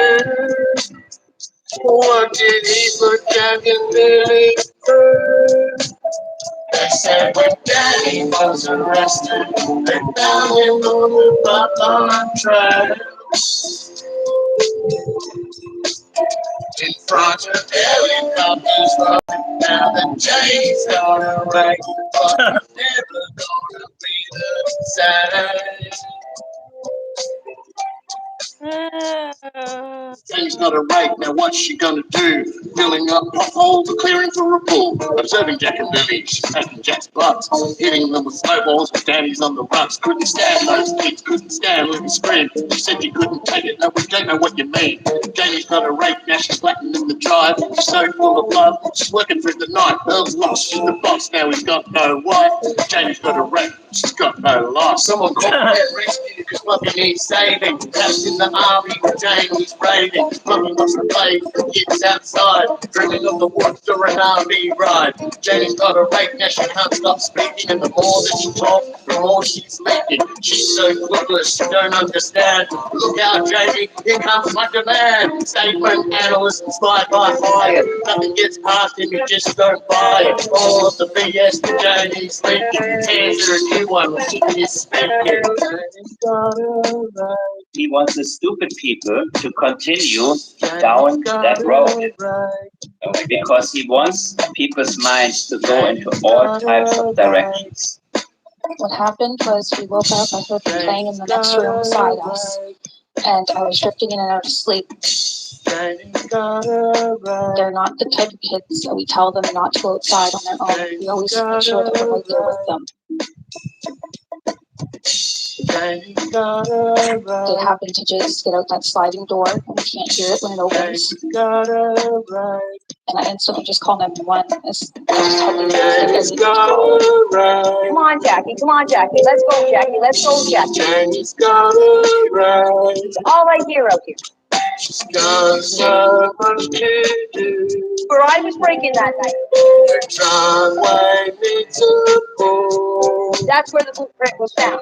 What did her daddy do? In the mud where I was raised. What did his daddy Lilly do? They said when daddy was arrested, they found him up on trial. In front of helicopters running out, Janie's got a right. All these never wanna be the same. So, oh my God, look at such a dumbass.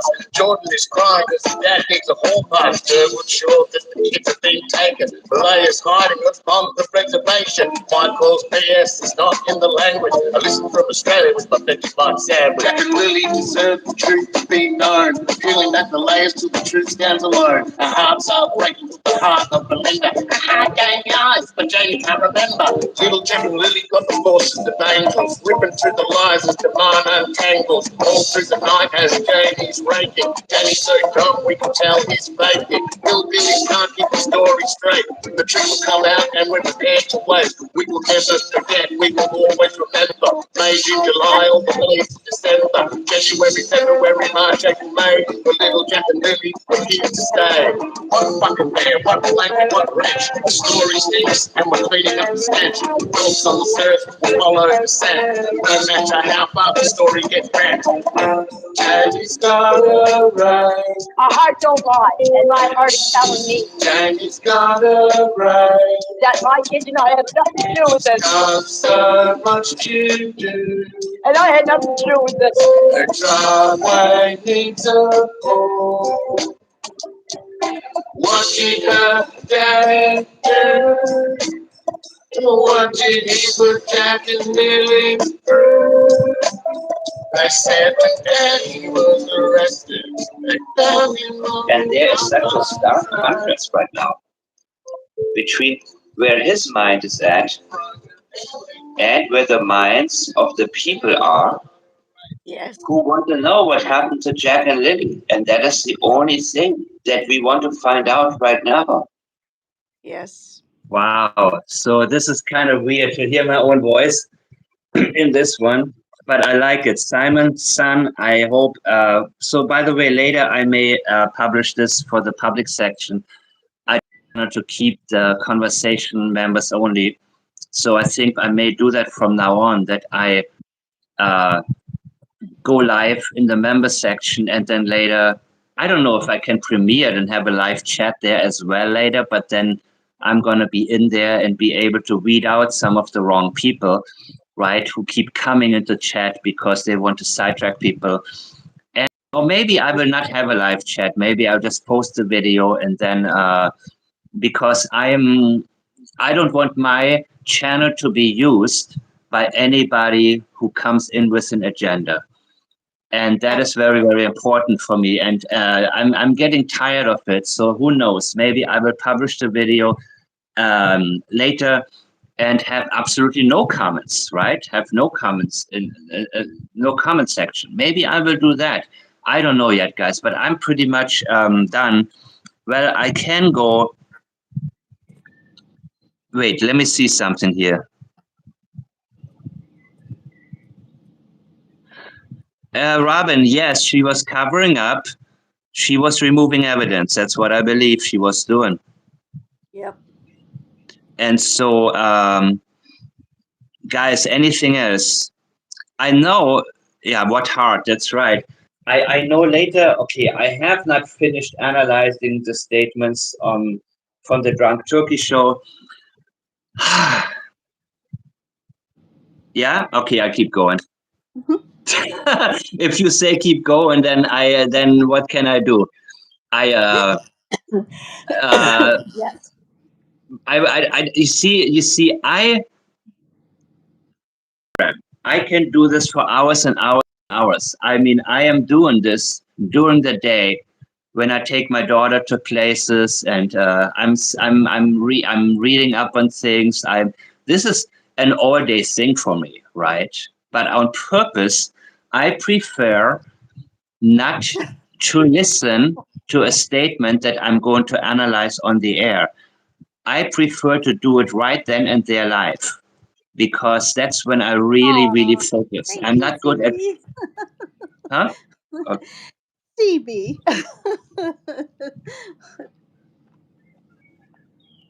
Yeah, I'm happy. Yes, Danielle, thank you. Danielle, why don't you talk? You talk for a minute. I'll be right back. I need some more Well, coffee because if I well, keep going, that's what I just made. Some oh, coffee, you know? I mean, we okay, gotta, yeah, we all gotta try it. Danielle, you keep talking and keep talking to the chat until I'm back. And if it goes Okay. well, I'm not being back. Okay. Okay, give me a few minutes. I agree. I agree. Yes, CB. Yeah, it's 4 o'clock here, so I passed my 3 o'clock. So my brain starts to bzzz a little bit. So that's I use my instant coffee. I don't. My husband makes coffee in the morning, so I drink that. But gotta have our recharge. It's the afternoon. So I was gonna go back. I wanted to say too. There was something.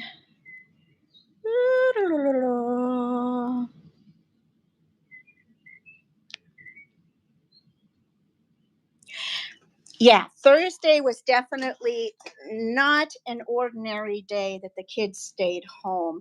What I'd like to know is what were they doing in town all that time, or what were they doing? Because Janie making the comment about, but I thought that was Wednesday night, uh, about them coming home so late, you know. But Janie also made the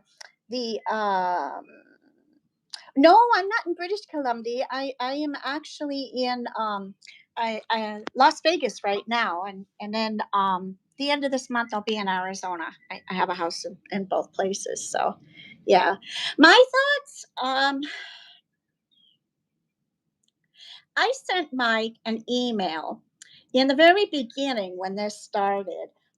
My theory or thoughts, or I guess idea of what happened, and yeah, it's we actually got some rain today, Robin. You believe it? A little bit. My daughter called me yesterday and then today and said, "Mom, the monsoon weather is coming up." Ooh, Washington State. Ooh, so you'll be getting some rain too, CB. Nice. Hi, Amy. And hi, Yanka. Yanka, I guess I'm pronouncing right. I hope so. Yeah, there was a lot of places redacted. Yeah, that's what bothered me. Now, when I sent Mike the original email, I basically said that Malaya didn't know what was going on. Sunny in Okanagan. Is that in Canada, Robin? And I still say Malaya was very much purposely put to sleep or sedated. And I don't know why I feel that way, but I believe when she woke up Friday morning, she really didn't know what happened to the kids. And yes. I know the East Coast has been getting a lot of fires too. I have a lot of family over there this year, and it was pretty bad.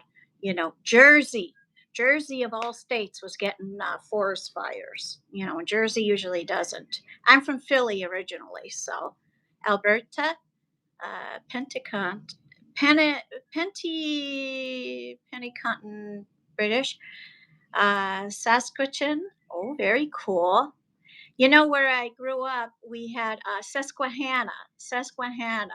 That's an Indian name. I know that. American Indian. Yes.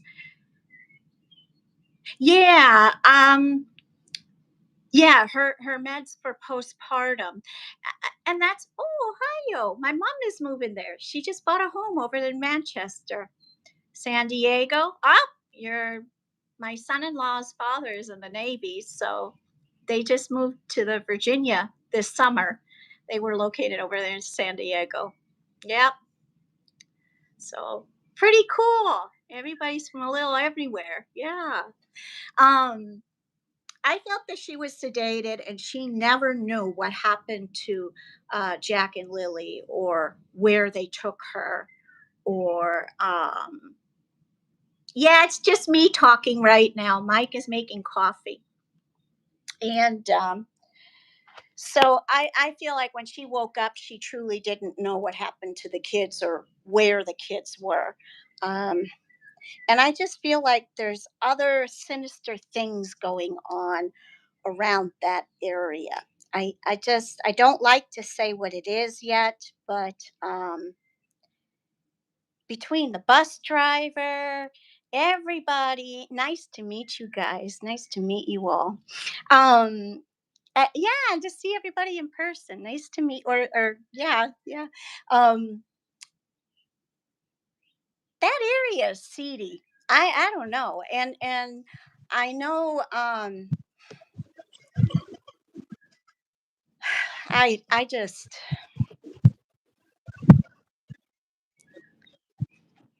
it really breaks my heart for Belinda um, with little Lily and Jack, and I know for me, it really it has really gotten to my heart because how can it not? And these people that go on and lie about Lily and Jack and what they've done and all of the blaming on them has really, I just. But Daniel, his mother, and the others, they all did something with little Lily and Jack, and I don't think they're together. That's just my feeling. I think they're together, you know.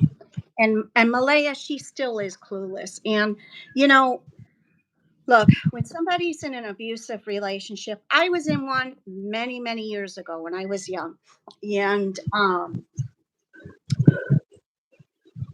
very controlling and manipulative and physically abusive. So when you have all of them, and when you first get out of there, you don't know who you are as a human being, because you haven't been yourself for so long. And so I understand kind of what Malaya's going through.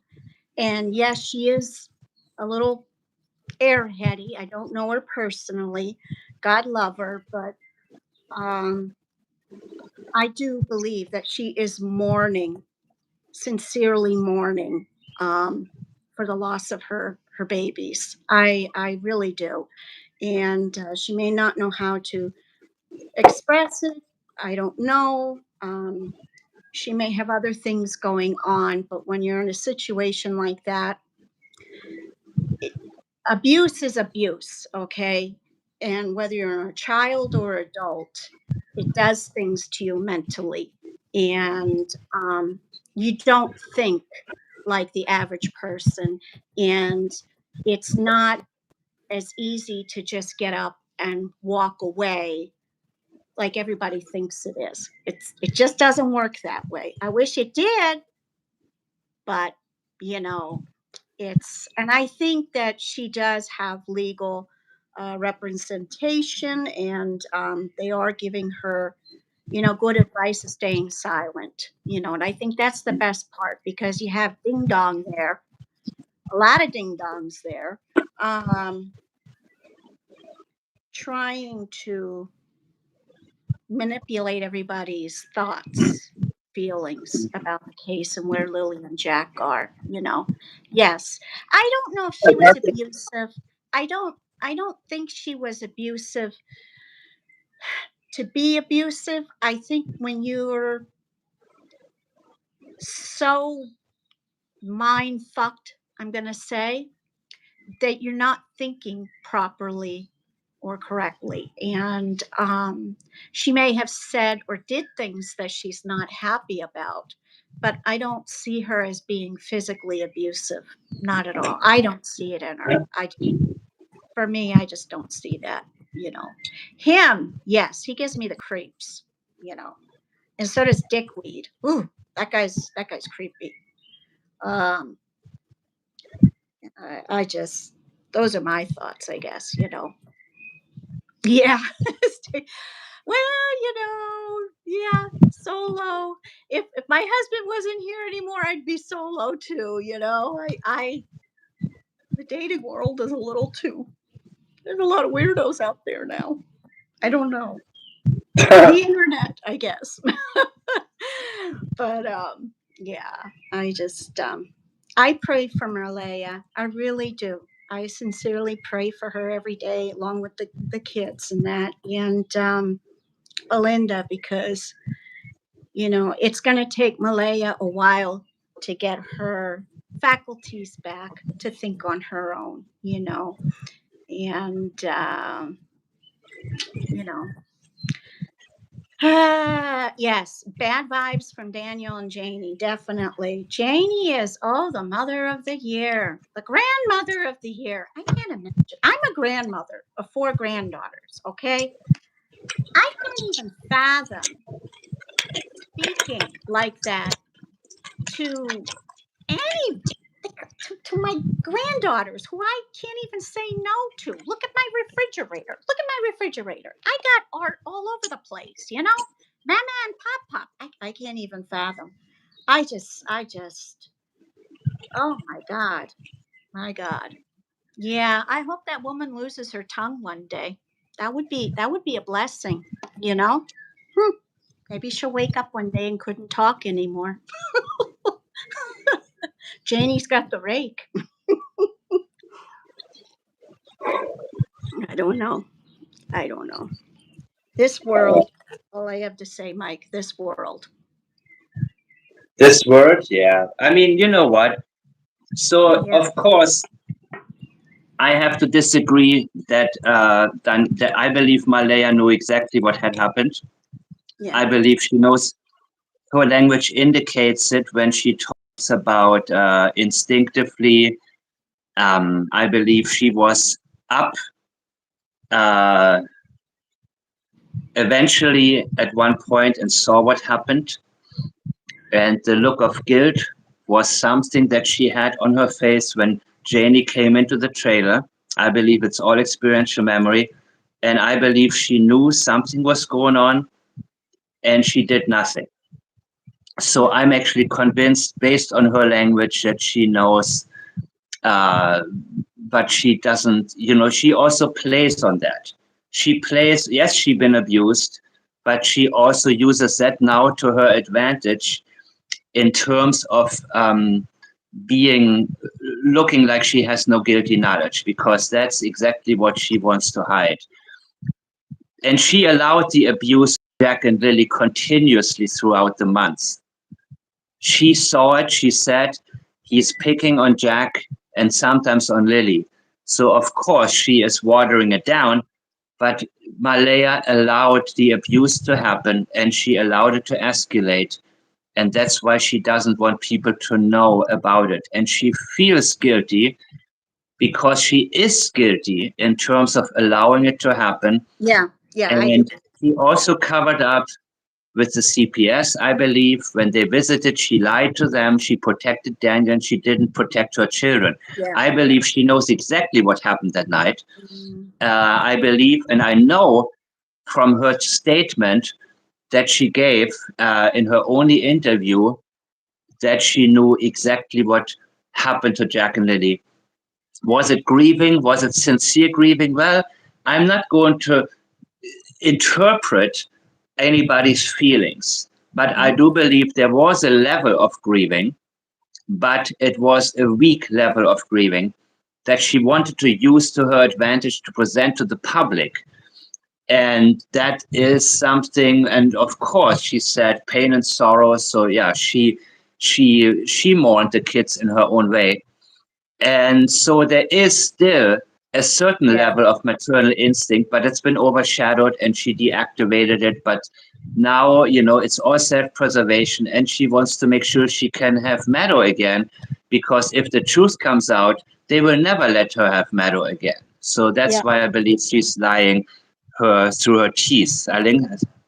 Yeah, I guess in a way, but I think because when somebody gets so manipulated and so mind fucked, so to speak, that their perceptions or their intuition just gets wiped out completely. It's not even It's not working anymore like it should be because Oh, of the environment. It's just like raising a puppy in a bad environment. That puppy's going to turn into be a vicious dog, right?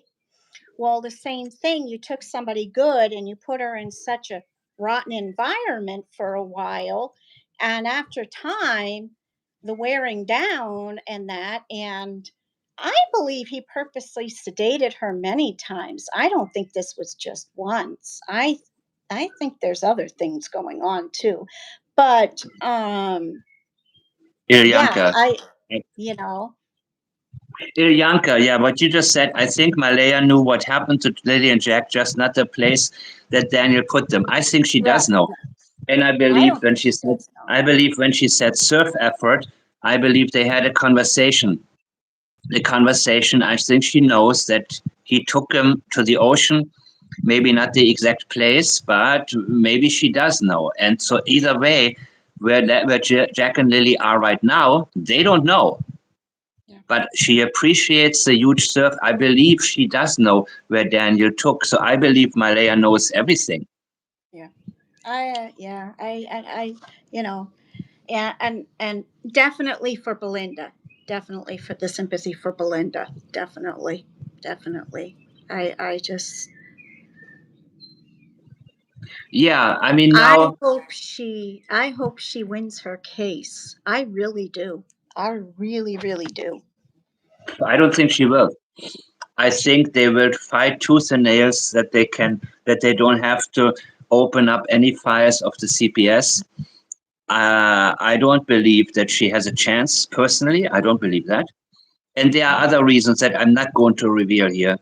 The reasons why I believe she's not okay. And there will be some minimal results here and there, but it's not going to be a lot. I believe this will drag out. This will drag on for a very long time. And as for Daniel, it'll be interesting to see Daniel in a year. How will he talk? Will he be free? I don't know. Daniel, I believe he knows that he is a person who is going to be watched forever. And is he going to be able to handle it? Is he going to be able to move on? How is he going to be able to go back to, well, did he ever have a normal life? I don't know. But he's And now at the point. brother, Go ahead. what about his brother Justin too? You don't even hear diddly do. Is he being watched as well too? And Ron, you wonder, are these people being monitored or not? But Justin, nobody's heard a peep, and they don't even want you to know about Justin. Well, they all live in Lansdowne where everybody knows everybody. So it's not like they live in New York City and have a lot of neighbors and a lot of co-workers and eventually may leak some information. They limit who they talk to, right? So I believe that this is a very close-knit society. Hey, CB, how are you? Mhm. 9 minutes long. Can you send it to me, CB?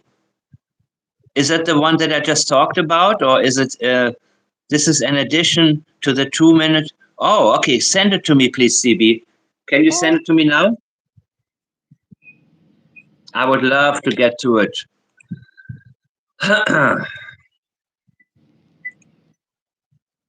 Just made it April, so your state doesn't have grandparent. Oh, the grandparents don't have rights.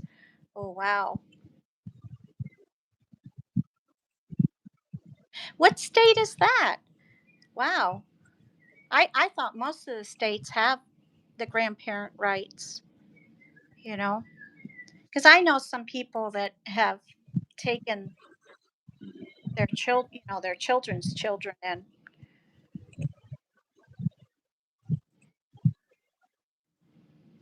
oh, West Virginia. Oh, interesting. Wow. Wow. Huh. Ah. Wait. Where can I find the interview, the new video? I'm waiting. CB, if you send it to me, I'm also looking for it right now. But if you see me on um, Oh, 2 hours ago. Okay, wait. I got it, CB. I got it. Give me a second.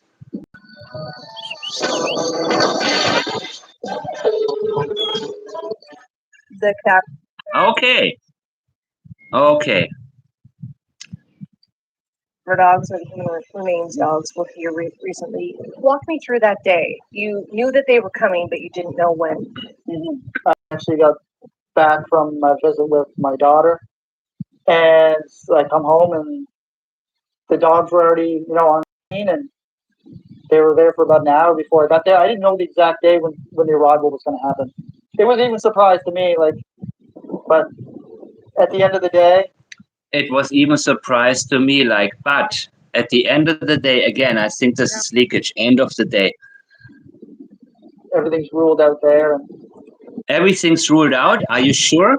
Are you sure? And why are you talking about it being ruled out? That's not what we want. We want to know where to look. We want to find the children. You don't know where they are, right?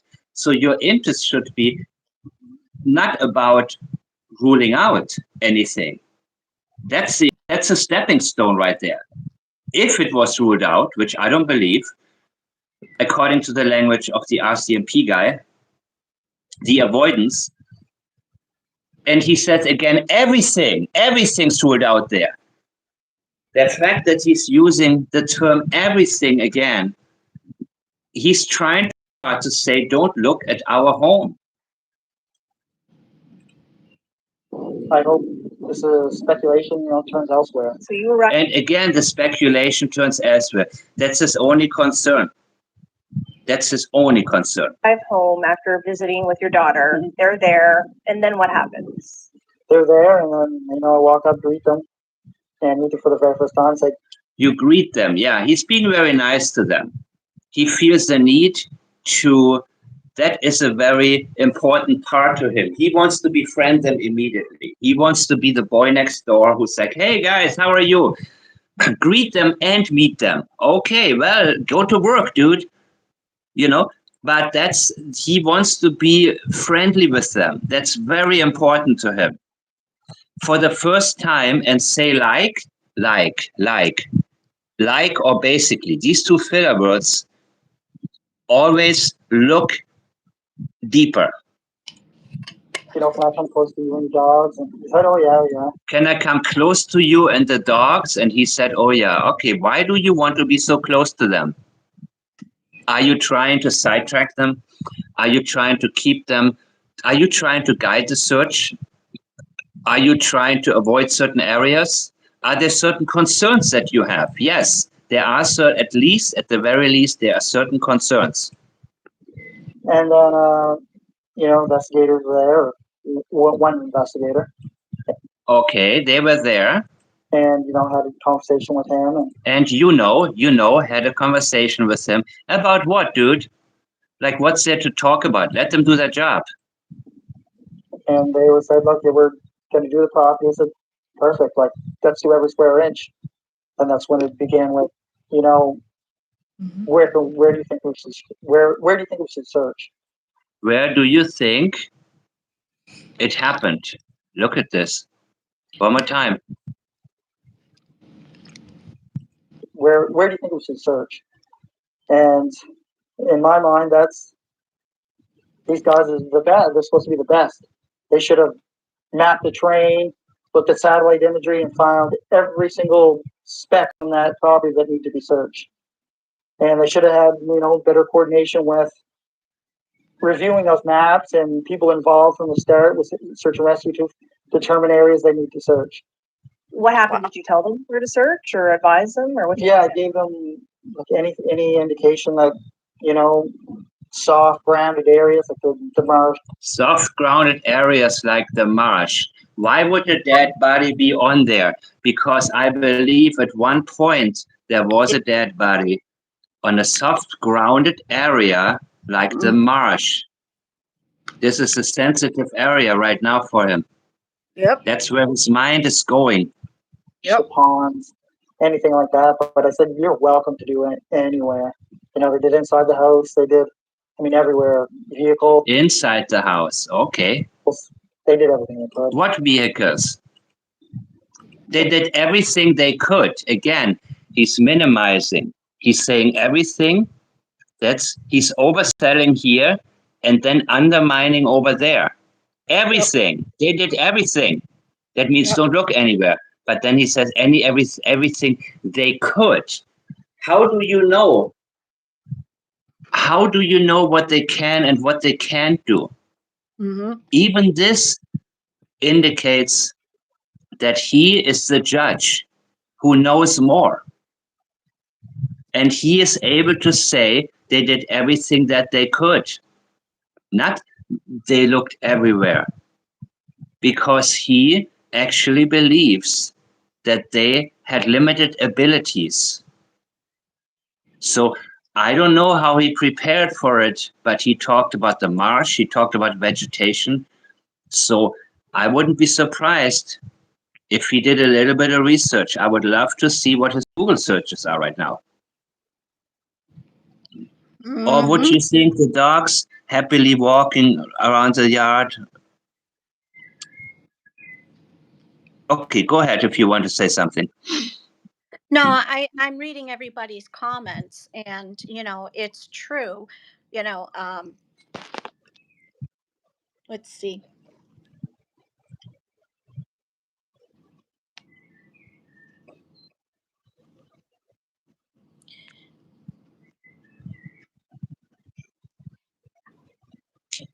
Oh, so Steph was saying that Dee would just thinks that the dogs would happily be walking through his yard, and they just wag their tail when something smelling particles don't alert. So would he know that that's a good question. Would he know if the dogs alerted to an area? And about Justin helping cover up, which I agree too. I think that's too. That's a good question, Steph. What and Mike, would the dogs alert like you see on the for the DEA dogs, they go crazy when they alert Yeah. on the drugs. So for human remains, would they alert? Would they wag their tail? Would they do a specific maneuver? I would know. I would know when they hit. I would know when they hit. Most people would know. I think it would be obvious to most people that a dog gets at least something. But then sometimes they will say, well, no, there's something else here. And the dog hits on something and is not properly trained, or he's trained into different areas. He also picks up on drugs and blah, blah, blah, blah. So not necessarily. He would not necessarily know. I would usually no, unless the dog has also unless it's a multi-purpose dog. So that means you have dogs that are cadaver dogs, but they also hit on drugs, or they hit on So we don't know exactly the nature of these dogs. I don't know enough information about that. But the thing is that Yeah, because even Lindsay was saying that well, it's true because he wasn't there for a while when they did. And here's the question. Why does he feel the need to be there? He said they've been there already for an hour. It was a surprise. He wanted to be there from the very beginning. But why? Look, if two children were missing and they were last known to have been in your house, and they say, we're going to do cadaver dog search right now, you would probably step out and say, go ahead, guys. Go ahead. I don't want to interfere. You do your job. Because my concern is only to find the children. I wouldn't be concerned. I would say, come on in. I'm going to leave right now because I'm in the way. I don't want to be here to distract. You know what I mean? So the fact that he wants to be right there is really, really alarming. Very alarming. Yeah. Yep. The amount of time that they were given to do it. The amount of time that they were given to do it. So this indicates that maybe they didn't have enough.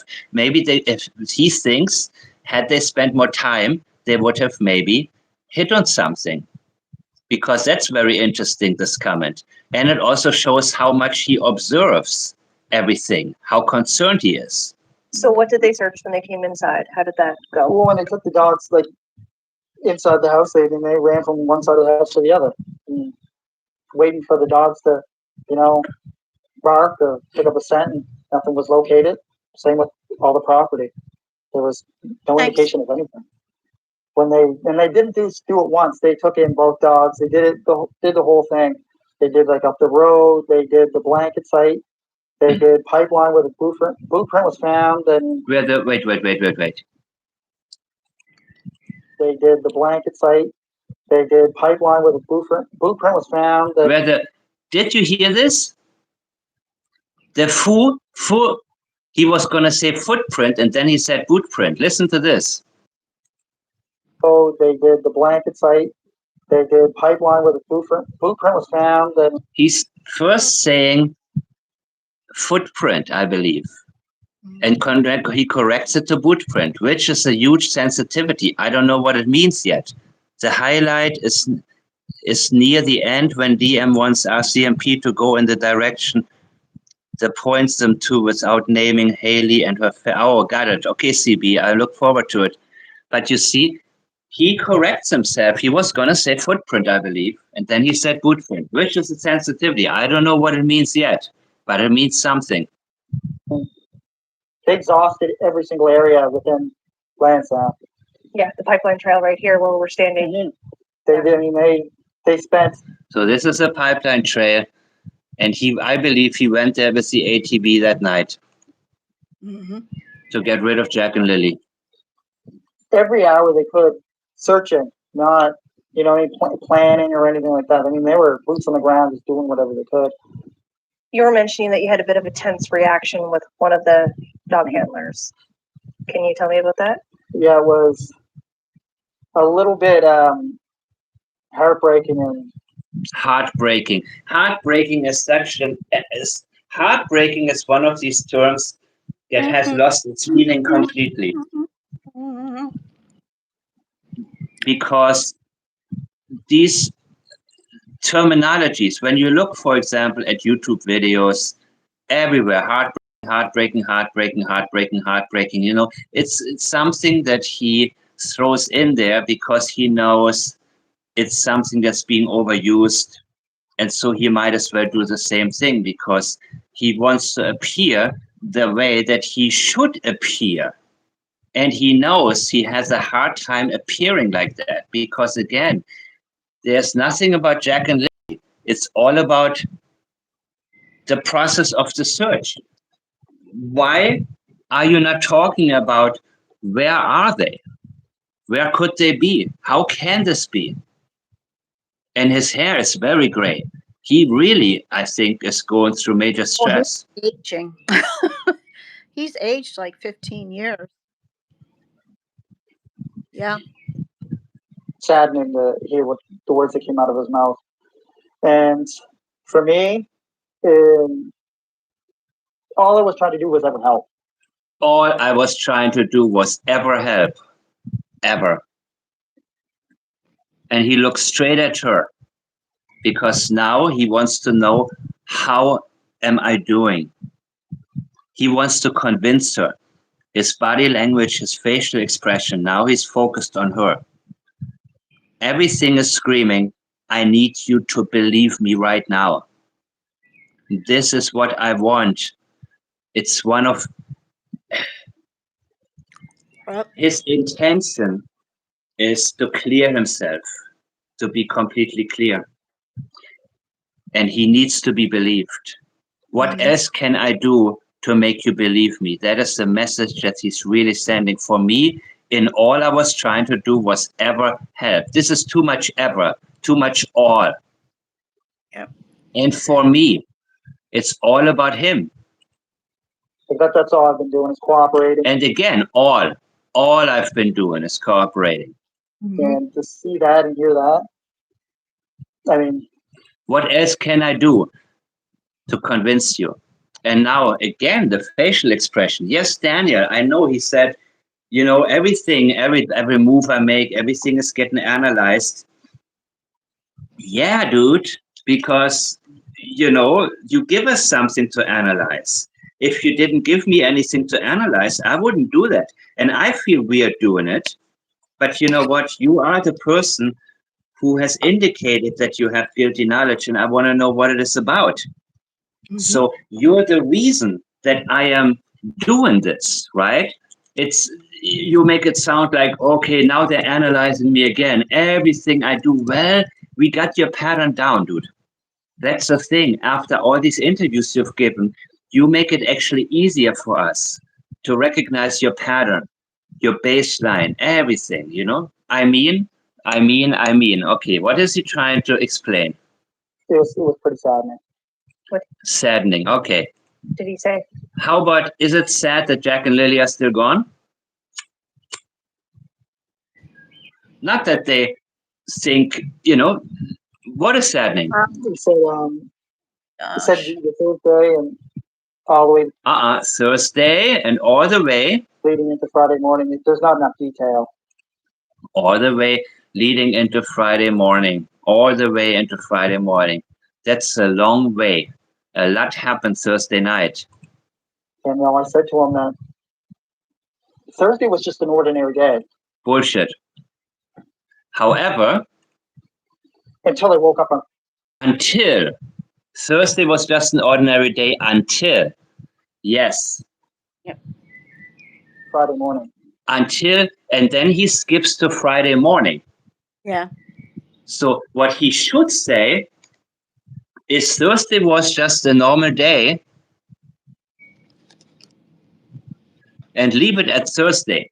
But Thursday was only an ordinary day until a certain point that he's skipping past, moving straight into Friday morning. Something happened on Thursday evening that made it anything but normal. The day may have been normal until a certain point, but then something took place, right? Otherwise, he would have said Thursday was just a regular day. Yeah. And then on Friday, and then you go into Friday. But not say Thursday was just an ordinary day until, because he's limiting Thursday to something during the day. But later on, this changed. Mm-hmm. Yep. And that's when, remember what Katie Proudfoot said? Katie Proudfoot said, Friday morning, Monday morning, that's when Sebastian wasn't in his bed. He also says that's when he's trying to convince us that Friday morning was when it happened. Like life changed. Life changed. Yeah. Mm-hmm. Yeah. How did Jack and Lily's life change? That's what we're interested in. But you're talking about your life. There's nothing like life changing on Thursday. And this is him trying too hard to convince us that nothing happened on Thursday. It was a normal day. It was a normal day. When somebody said it was a normal day, it was anything but a normal day. It was a day like any other. No, you wouldn't feel the need to say that. So again, this is Janie talk right here. So I need you to accept what I just said. And now let me try to convince you of something. Let me try to make the point I really want to make. But I need you first to accept everything that I just said as a fact. Or there was nothing detailed that needed to be remembered that day. I see. This is also, he doesn't want to go into any more details about Thursday. Until Friday morning. Exactly. That's what he wants to avoid speaking more about. Thursday.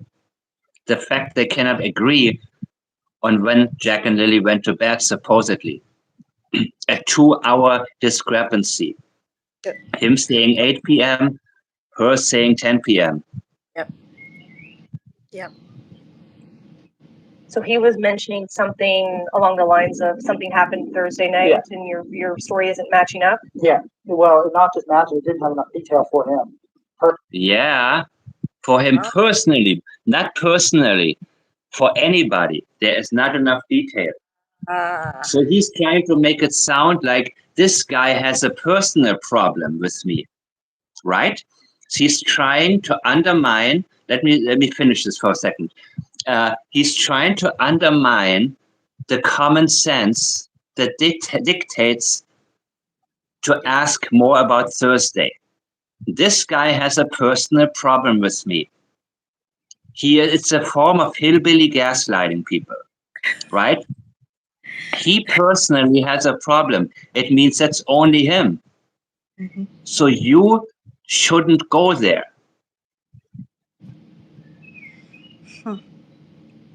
Personally.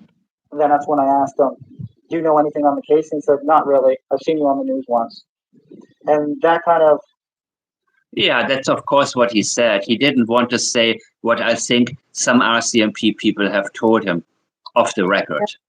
alarming or, shocking because you're having somebody that's trying to get you to admit to something. And look how obsessed he is with anybody that doesn't believe him. That is his number one. That's been it from the very beginning. The same with Chris Proudfoot. Why don't you believe me? What do I have to do? That's his concern. And they don't know any details. So therefore, they don't know any details. Well, what details do they not know? Because you know the details and you don't want to share them. But you're brave enough to say they don't know the details. Well, you just told us that you know a lot more than you told them. Your knowledge. Thursday didn't have any details. How can Thursday have anything? So he's trying to avoid telling you something that would be a very straight up lie. So he's being vague. It's almost like passive language. Thursday didn't have any details. Well, don't blame Thursday, blame yourself. Don't make, you see, don't minimize Thursday. It's again minimizing your knowledge. So the case didn't have any details.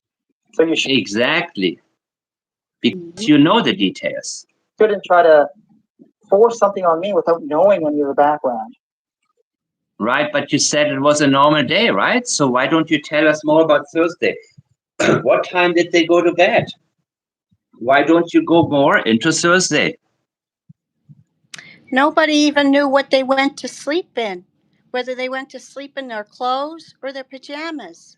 Nobody knows even what they ate and what time they ate on Thursday. And didn't Janie make the comment too? Nobody was home on Thursday? Well, at 10, they came back. I missed that. Where was CB? Where was that? Haley, a phone call? Sunny had a few phone clips from Haley on yesterday's live. I missed that. But if you send it to me, you can always and give me a timestamp. I'd be more than happy to listen to it. You know what I mean? If you could just send me that video and just a timestamp, and then I can go into Haley and what she said. Yep. Did he make any accusations at you? Yeah, he did. He said that. And now he's. Oh my God.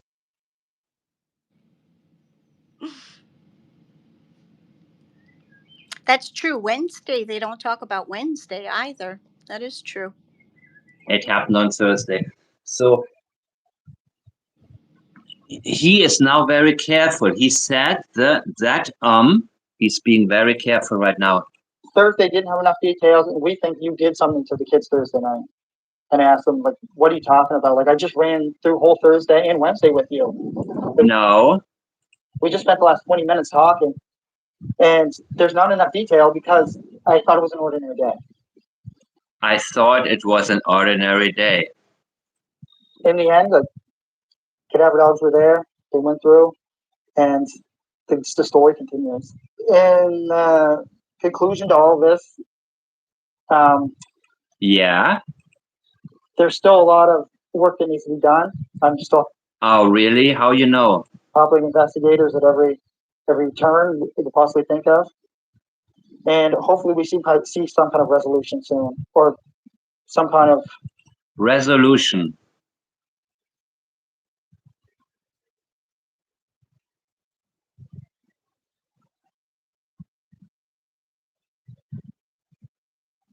What does it tell you guys? Now I'm gonna stop talking. Wow. That's all I gotta say. Wow. Outcome that's Well, a resolution, it's like a compromise. It means a certain thing to be agreeing upon. Mm-hmm. A plea deal, as they would say here in the States, right? positive. How's that communication in your relationship with An them? outcome that's positive. What would be positive, dude? What about finding Jack and Lily?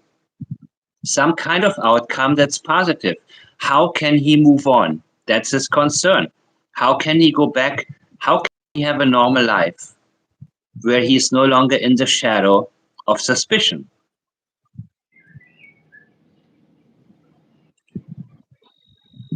How's that communication in your relationship with our CMP now, 5 months later, and then given that interaction a few weeks ago? At this point, I go to them. They don't ever come to me. It's just like, Do you go to them? What do you want to know? Because the silence is killing you. Yeah. Same with killing you. The uncertainty is what's killing you. They don't come to you, but you feel the need now to come to them. Because you want to know. You see what the public is thinking, and it's concerning to you. So it's hard for you to imagine that the police is just sitting down and not doing anything. Mm-hmm. Yep. I have to contact them. I have to go to them. And it's been like that for a little while now. You don't have to, because you're not talking about Jack and Lily right now. So what are you going to them for? Because Why are you so concerned if you haven't done anything? Why do you need to stay on top of it? Why do you need to monitor everything? Yep. I've given them so many leads. Nothing that's panned out. All the leads you have given have resulted in nothing. So we don't care. And there's only so much I can do. I was told not to pursue any leads. Yeah, right. So I'm not the one who's going to be going out there investigating. Why do you pursue leads? Because you are. You're still out there talking to people and finding That's not pursuing leads. out no details. By pursuing leads, they mean that It's trying to convince people that he doesn't know and doesn't have anything to do with it. That's not pursuing leads. He would love to have some leads that lead away from him. Yep. if I have a lead, I don't track it down in person. But yeah, I'm still open to talk to the public. I have no fake accounts. I don't have anything that would be not under my name. Like I go fully into every comment with my name present.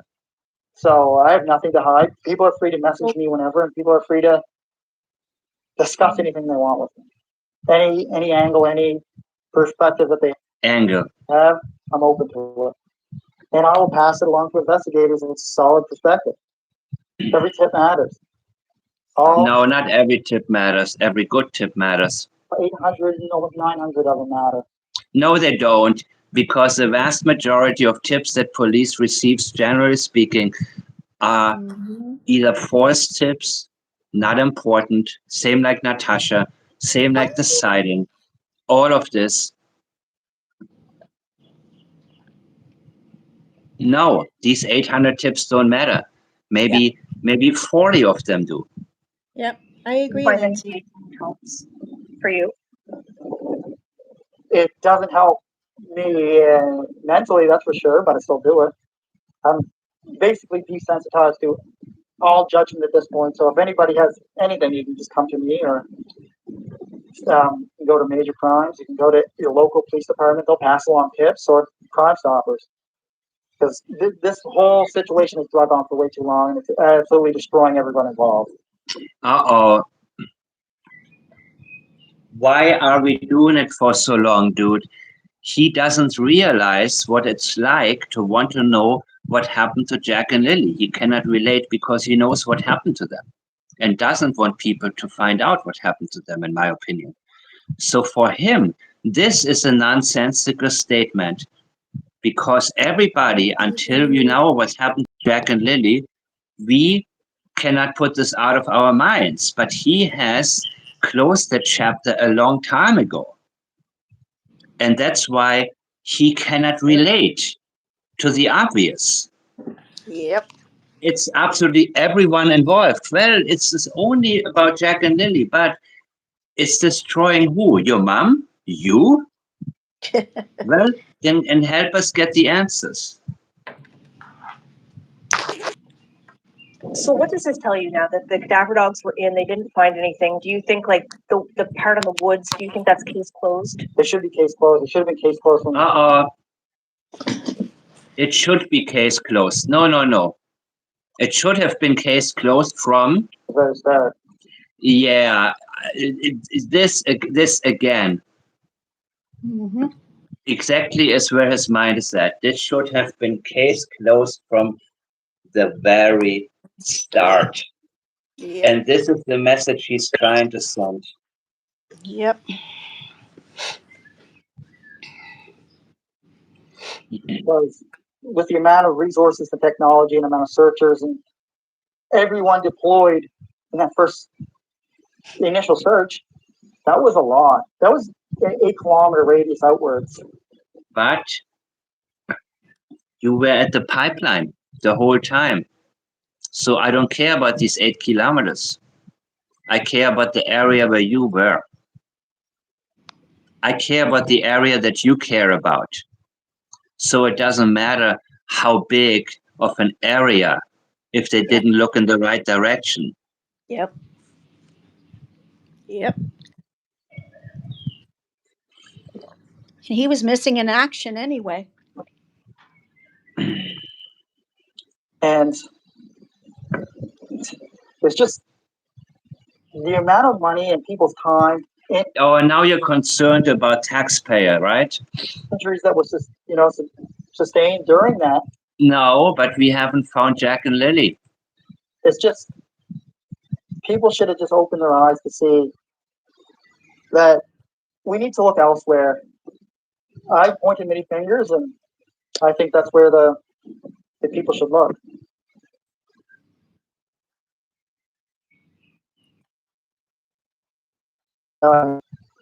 That's the fingers have been pointed. Let's start taking a look. What's going through your mind as you see their picture? Again, that's the Durwood angle, the Durwood script. Thanks, Lindsay. Bye. For every day still. Is this heartbreaking to know that Again, overusing the term heartbreaking. Very easy to throw in there. 5 months have passed and school started, the summer ended? Like, this should be a chance for kids to be interacting and doing kid things, enjoying their lives as kids. Yeah. Like, it's not just all the kids that miss them from school and community, and at this point the whole country that know they're missing. It's just like I have kids too that know that they're missing too, and like that's heartbreaking for them. Like Meadow doesn't understand, but one day she will, and she knows that Dad spoke up for Jack and Lily Right. So this is important to him. when no one else would. Yep. He wants his daughter one day to think that, well, he's trying to overshadow the suspicions by what he calls speaking out for Jack and Lily. And it's important that one day his daughter doesn't think what so many people think. That is a huge concern for him. A very, very big concern. I think this is the one. Let me see if I got the Haley interview. Give me a second. Okay. I'll be right back.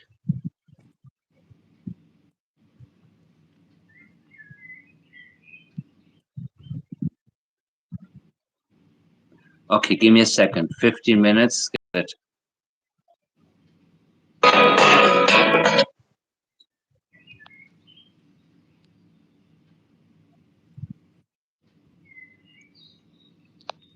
Yeah, exactly, Steph. Yep. Non-specifics specific scent tracking dogs. Correct. Right. All right. Make sure that that's clear on that. Don't want misinformation and stuff like that. Okay, Ken, I'm just going to mute you for a second as I play just little tweaks on that, you guys. And again, so this is Haley, the stepsister. Okay, it's the stepsister, not the half sister, the stepsister of Malaya. And again, it's just I think there was like 4 things here, okay, that we're going to listen to. So again, thank you, Haley. If you're watching this, I know it's late for you guys over there on the maritime side, Atlantic time. And so let me just grab this really quick. Okay, and hopefully we can hear it good. Just constantly filled with worst case scenarios. Just constantly filled with worst case scenarios. That's Haley speaking. I feel helpless. Like the feeling of helplessness is immense. Shock and emotional numbness trying to process the situation even. Trying to process the situation. Well, what is there to process? Because again, if you didn't know anything, then you would only have one concern. Where is Jack and Lily? Processing is when something is final. Then eventually you process it. So this actually indicates that either she knows something or has a very strong suspicion of something because she has more information than most people. Yep. 5 months later. Yeah, even 5 months later to process it. Yep. What is there to process? You have to investigate. It's not getting any easier, and I don't know if it ever will. Because we have no real answers, no solid truth. No solid truth? Even for a second, I sit here with the what ifs. Like, what if I knew what was going on at home? What if I knew what was going on at home? What if I knew? So she's allowing for herself. She's allowing for the possibility that she knows what was going on at home. Could I have intervened? Could other family? Yeah, could I have intervened? Actually, this indicates to me that Haley knows something. Yeah. She had conversations. Yep. Members have intervened. We didn't know what was going on behind closed doors. Malaya never said anything. The kids never said anything. But I thought that he was never abusive. That's what Daniel said, according to the documents. He always points at the documents. So she is now leaking information that she got from Malaya. She knows how much abuse was actually going on inside of that house. So Daniel, of course, he feels like, listen, the police documents say this and that. I want you to ignore everything else. Yep. Oh my God.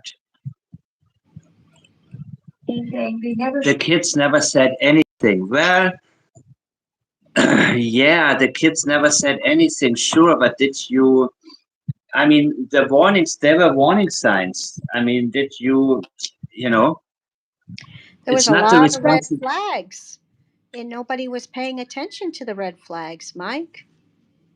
It's not the responsibility of the children. And you, Haley, need to examine your stepsister a little bit more because the CPS was there. So you're doing damage control for Malaya. I believe that's what she's doing right now.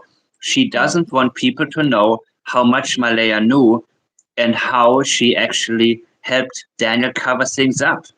All types of abuse, because that's exactly what she did. Yep. You didn't know, Haley. You didn't know at the time. I believe you. Yep. But now, this is weighing on her. showed signs of anything. Right, but what are you? She's also not. She doesn't want to be specific here. No. She doesn't want people to know that Malaya's inaction and helping Daniel cover things up contributed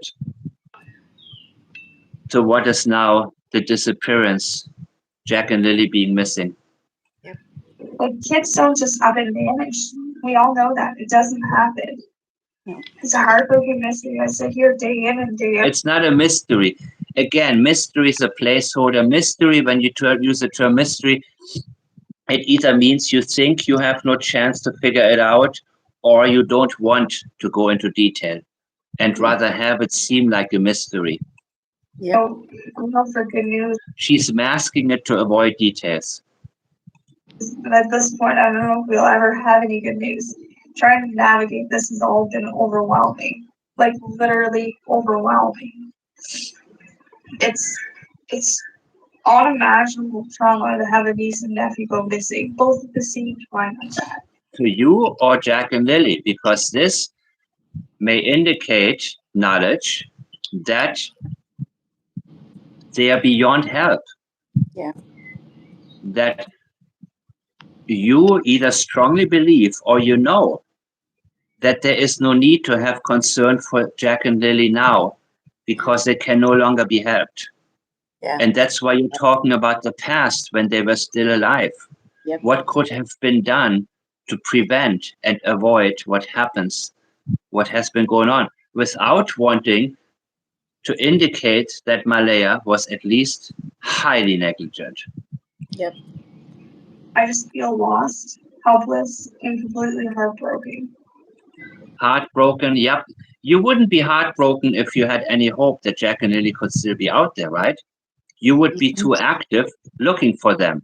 But heartbroken, pain, sorrow, that's a very final thing. My heart is broken. They're gone.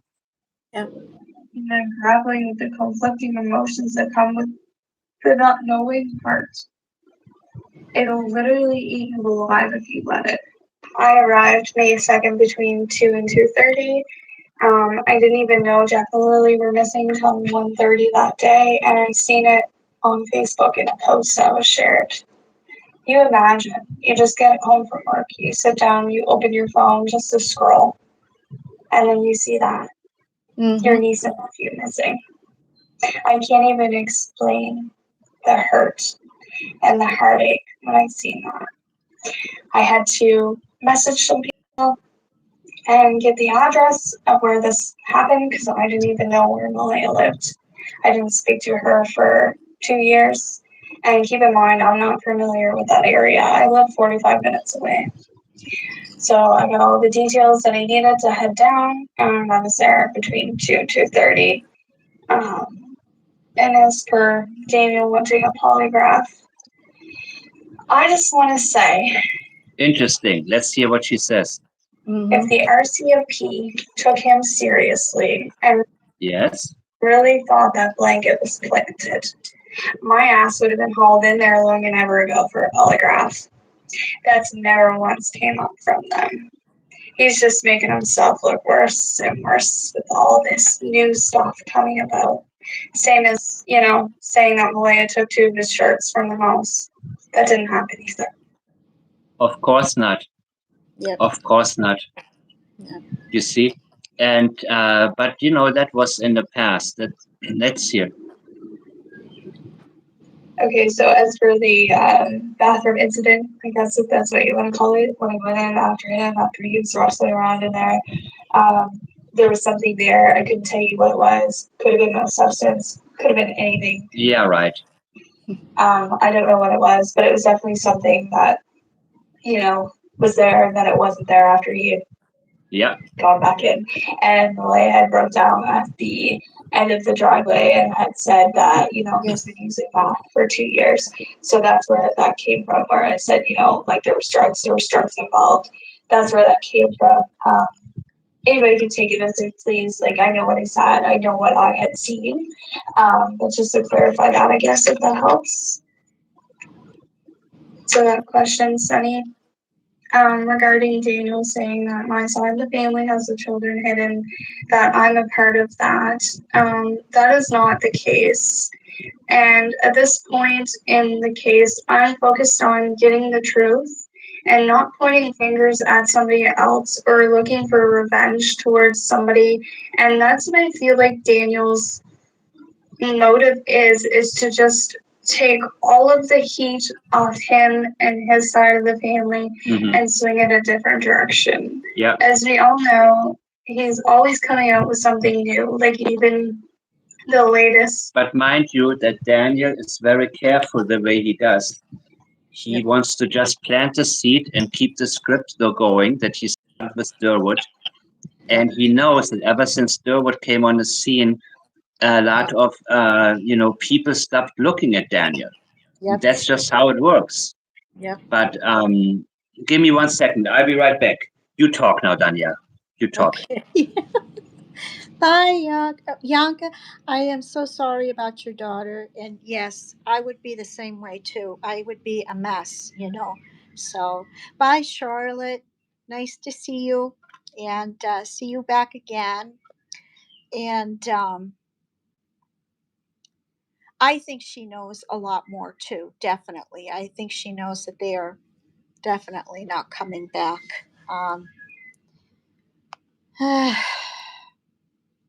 I know there was bye, Lindsay. Let's see. I know I'm looking back, guys, because I'm a little slow at sometimes. I never saw the Chris. I remember seeing a little bit about the Chris Watts case, but I wouldn't watch it because my granddaughters were very young at the time, and I couldn't. That one was too close to home for me. I just can't.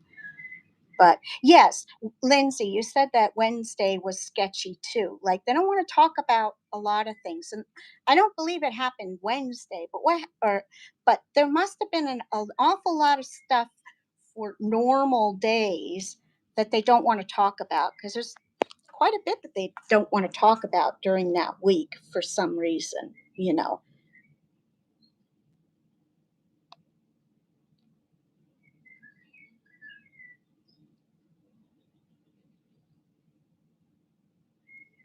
Yeah, flying monkeys, exactly.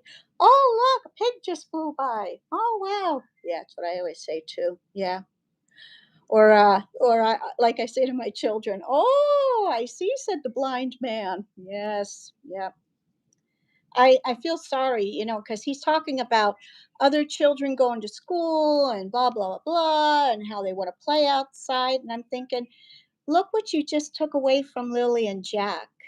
How can you stand there and say that and trying to convince everybody that you're innocent, in my opinion, but just to say that statement there, and little Lilly and Jack are never going to have that again, Grendel, no sleeping, Grendel.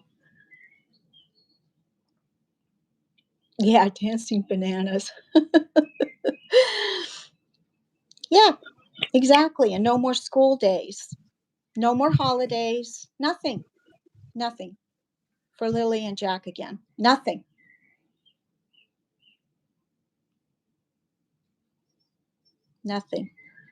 It's a complete void. Yep.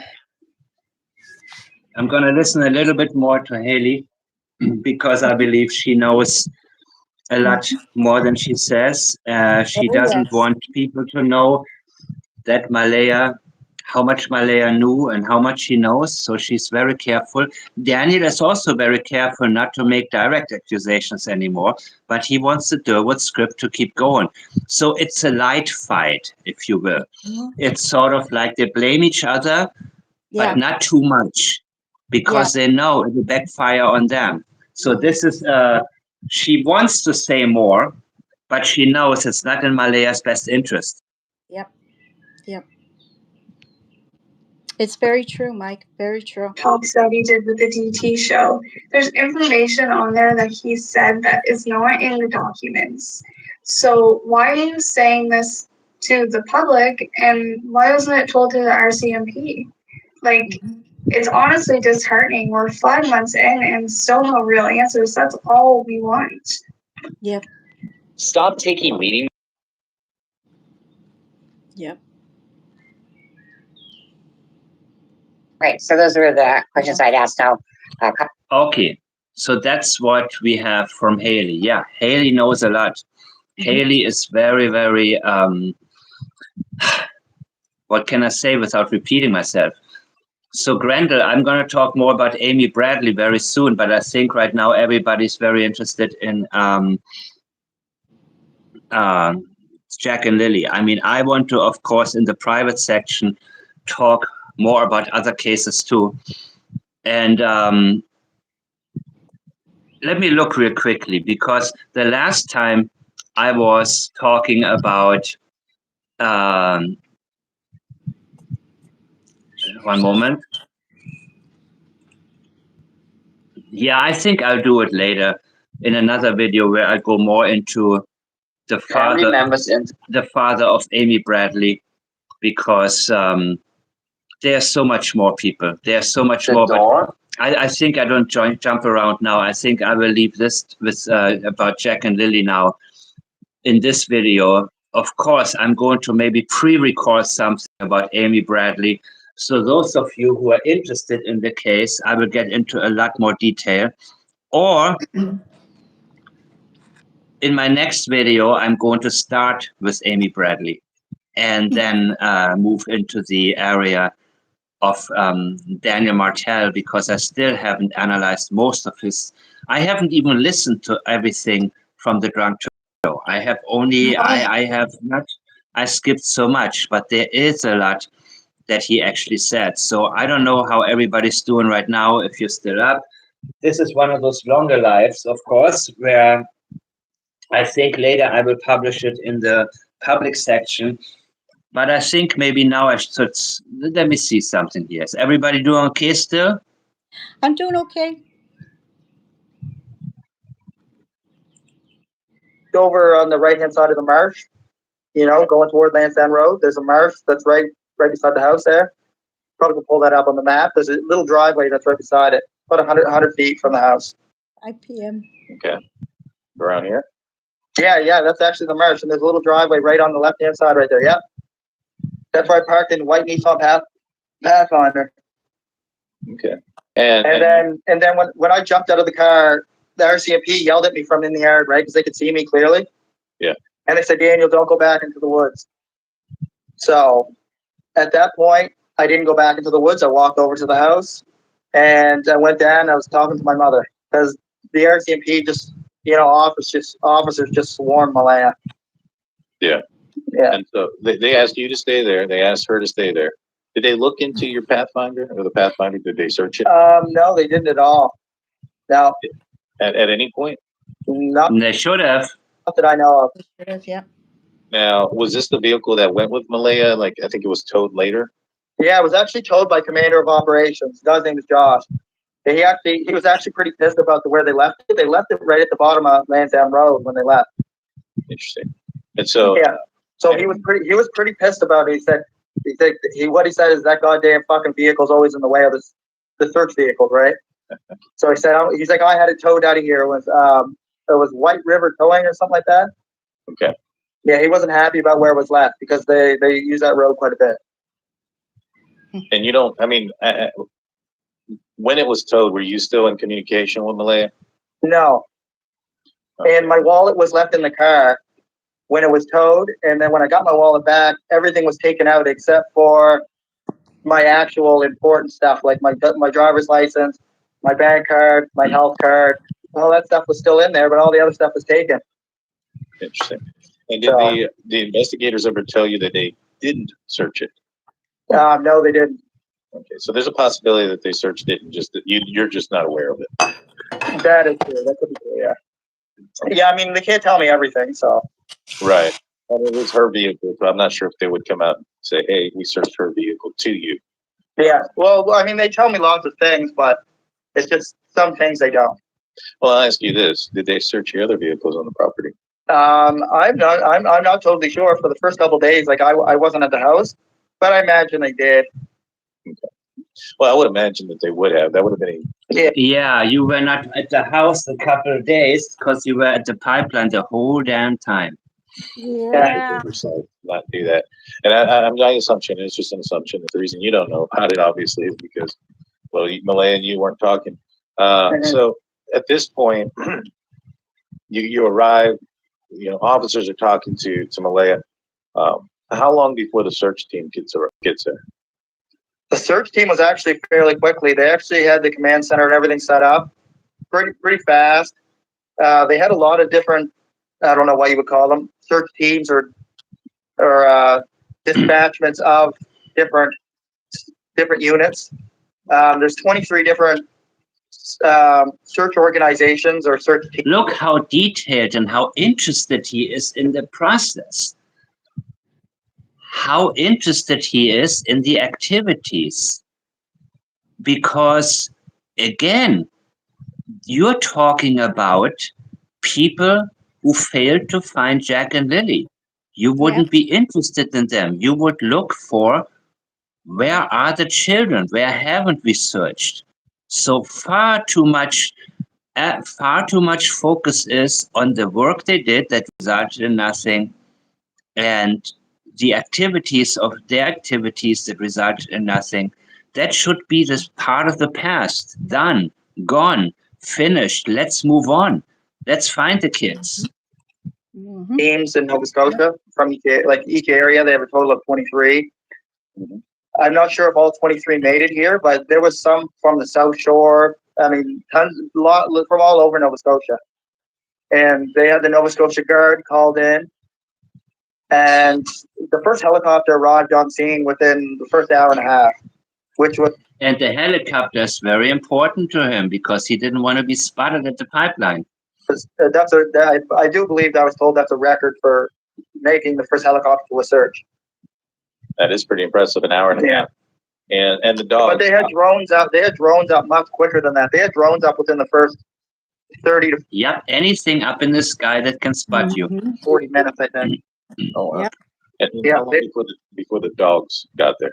The dogs came much later. They were there that day, but for the first, I don't know when the dogs actually showed up, but for the first few hours there was no dogs. There was no dogs in the New Glasgow area. We don't even have a canine unit in New Glasgow right now, like the Pictou County. So, and Major Crimes told me that. They said that we don't have a canine unit in Pictou County anymore. Gotcha. So a lot of the resources are coming from northeastern Major Crimes, which is the Truro area. So is Pictou area just like of no concern? I mean, it seems like there's a lot of budget cuts, and they don't have like the CPS. They don't have the, what is it called? The oversight, the person who. It seems like that area is really, They don't have much not of anything. Yeah. Yeah. 45 minutes to an hour away. So it did take them some time to get out. Yeah, but we had the best search dogs in the province at the house. How do you know that? They belong to Halifax Search and Rescue. Okay. Good deal. And so you weren't allowed to go into the woods. Where were you at during this time? I was actually back by Mom's RV talking to her, and we were wondering why we couldn't go back into the woods. And then a number of minutes passed. I'd say about 10 to 15 minutes passed, and a guy in military gear, it said Oliver on the back of his on his shirt or vest or whatever you want to refer to it as, or uniform, we'll call it. Yeah. He actually said, Daniel, you can go back into the woods. And I actually believe he was later on. He was a canine handler, but I don't know if the dog was there yet at that point.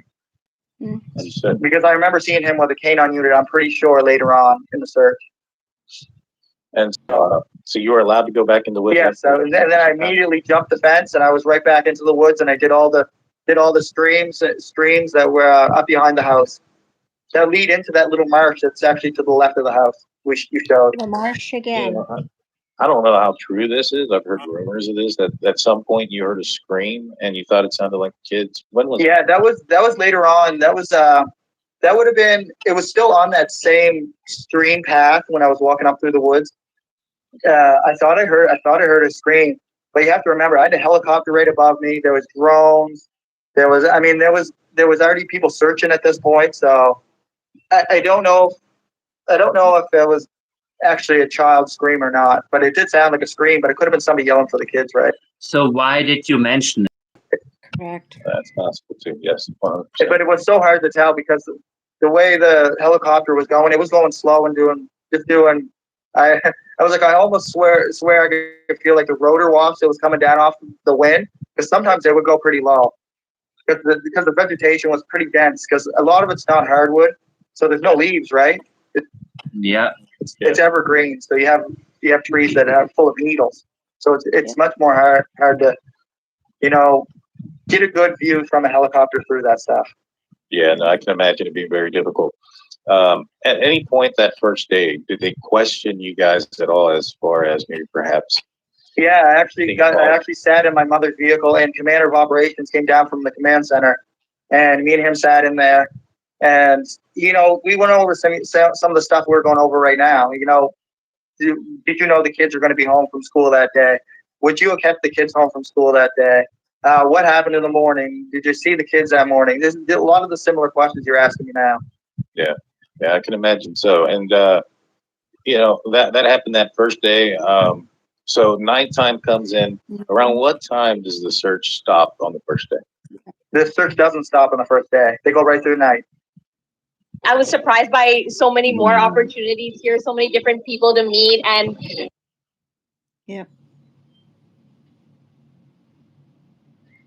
About a blanket. If we're referring to the blanket that was up in the tree, or Right, just the blanket in general. Well, let's rewind then. So there's been a lot of confusion that you had denied that the blanket in the tree was Lily's that ended up being Lily's. Was there another blanket that was found out there? There is actually another blanket. There's a full pink blanket. I was shown a picture of it, splayed out on the ground. Officer Karen Mason showed me that. She's been, We've been through this. Involved in quite a bit of just back and forth stuff between the command center and me and Malaya and Mom, and some of the people involved, and just trying to relay information, keep us up to date, stuff like that. And this pink blanket that they found, was it something that they found close to the house, or? I'm not sure the location where it was found. There was a pink blanket. There was a water bottle. There was a children's T-shirt, and there may have been a sock or socks too. It's shown me as well, but none of them belong to Lily's, right? I mean, none of them were Lily's. None of them were Jack's. Do you know if all those items were found at the same place, or were they found throughout? I'm not sure where they were found. I was just told that are any of these items Lily and Jack's. We found them during the search. Were they photographed together? No, they were not photographed. They were photographed individually. Okay, so most likely that they were not found together. Yeah. And around what time was this blanket, the one that didn't belong to them? When was that one found? That was found. It would have been during the daytime. So because I remember I was actually standing on the front deck when she brought her phone up to show me.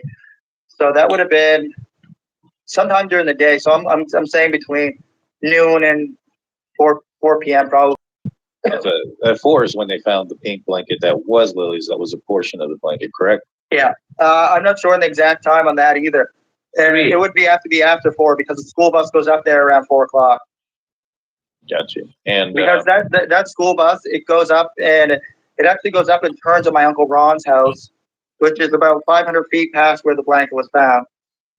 Gotcha. So, and the bus usually goes up there, and the bus usually makes its way up there around, I don't know, 3:55, between 3:55 and like 4 o'clock. And this bus has cameras, correct? Yeah, the buses do have cameras. When I thought I talked about this area before. Interesting that happened. I'm not sure. I was actually in the woods for a lot of that, Daniel. So I don't have a clear time that was set up. Clear time that I could say the setup began or was completed. So around what time were you notified, and how were you notified about the pink blanket that belonged to Lily? The pink blanket that belonged to Lily, I wasn't notified at all about that. I was actually told there was a piece of a pink blanket that was found up the road in a tree, and I said, "Piece of a pink blanket." And I put 2 and 2 together. I ran out to the garbage bin, and I seen that there was a hole ripped in the bag. Yeah. And clearly there was somebody who went into the garbage or or something went on with the garbage for a piece to have to be ripped out. Because when you look in the garbage bin, Daniel, and you see a garbage bag. I don't need to go through this again, right? We already talked about this. Yeah, yeah. So if somebody opened the bin, that's the first thing that they would see. Yeah, they would be able to see the pink flagging in there. Yeah. Okay. And so it seems like in the documents that it alludes that they showed you guys a picture and that you guys confirmed it. Now, was that, if you didn't see a picture, do you know if Malaya did? I'm not sure if she did or not. I have no idea. Because I actually wasn't. Yeah. I wasn't present at the house very much. Tell me there was 3 prints. Like, that doesn't make sense to me, Daniel. Yeah. And Okay. My mistake. I had indicated that this image here was a representation of what they had seen with the bare feet and the footprints. I went back and read my conversation with Daniel, so I just wanted to clarify it. What he said was that I mean, when 2 kids are missing, they don't gain a follower to go missing with. Right. And here, just to kind of show everybody, this is where the image came from. This is Malaya Brooks, and this was at 10:16 in the morning. Back to. You know what I mean? Yeah. Well, the main portion of the mud is actually on the actual 4-wheeler trail that's on the pipeline. All the rest of the pipeline, for 90% of it, it's all just moss. Guys, you know what? I'm going to go into this the next time. I don't know where I stopped 5 the questions. last. I don't know why it says in the documents there was 4. There was actually 5 questions they wanted to ask, and then they would throw in questions that they knew that were hear this. that you couldn't lie on, right? Like, have you ever lost your temper? Obviously, everybody. I believe this person, and I don't know if it's the same person or not, but I believe this person has mentioned a couple of things. One of the things mentions is that he heard a vehicle driving around at 5 a.m. Or at some point, a 5-speed vehicle. Is there a vehicle that has visited you? Maybe not that night, but in other nights, maybe they're confused about the night that they heard this. Have you Good question, because Justin has a 5-speed. ever had a late night visitor with a loud vehicle? No, I don't know anybody with 5-speed other than my brother. And my brother has a wife and a family, so he's not driving out there in the middle of the night. And is it like a vehicle that's loud? No, it's a brand new Subaru. Oh, okay. And so, and it's not customized or anything either, so there's no loud exhaust or anything like that. Just like a normal vehicle. And, Yeah. And the area, if somebody were to come to your house, would they have self-service in your home if you had friends over? Okay, guys, I'm very tired now of this shit. But last time I missed something here. I want to see the end. They probably, I know you mentioned that the one time that you've talked to her. What was the second time? Okay, guys, any questions? The first time was just that hello on the phone when she was fleeing to the reserve. And then as soon as she heard my voice, she immediately hung up the phone, right? Okay. So, but by that time, I already heard the background noise. Okay, people, I'm going to play Janie's Gotta Rake, the new version, one more time. And then I'm going to stop. Can Go I ahead. say something too? Yeah. Anything you want. Okay, so thanks. So I am the one thing that I'd like to say too is that she drives a 2017 Nissan, right? Malaya's car was, right? Now I don't know what they do in Canada if they put the if the dealerships put a black box inside so that if you don't pay your car payments and such, they can locate the vehicle, right? And so it does have like a GPS tracking in it. So I'm wondering if her vehicle had the same thing and if they were able to pull any information off of it. That was something that was, yeah. I was intrigued. I was, yeah. Well, everybody listening? On there that he's. Everybody listening, you can feel free to answer this. Feel free to fill in the blanks, people, because I don't.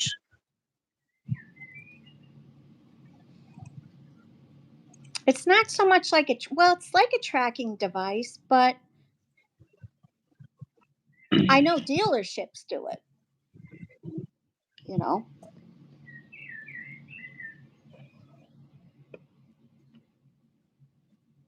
I'm tuning out, guys. Thank you, Mike. Thank you, everyone. You know what? Yeah, if anybody wants to comment in the comment section, please go ahead. Yeah.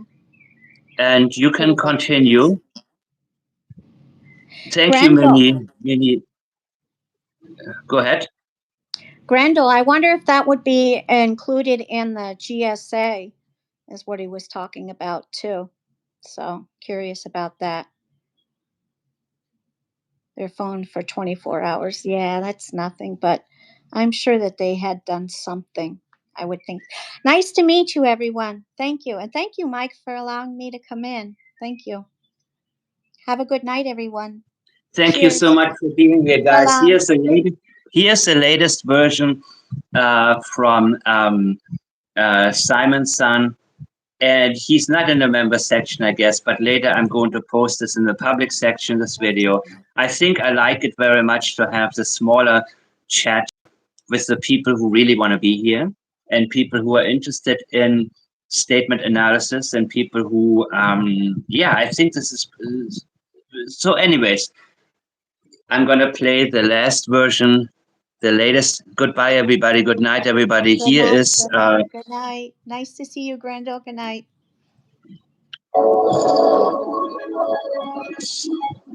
Commercial.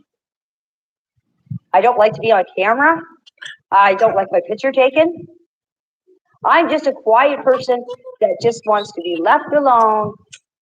I would go out and throw snowballs at them. For the last 2 years, I observed those kids in my backyard.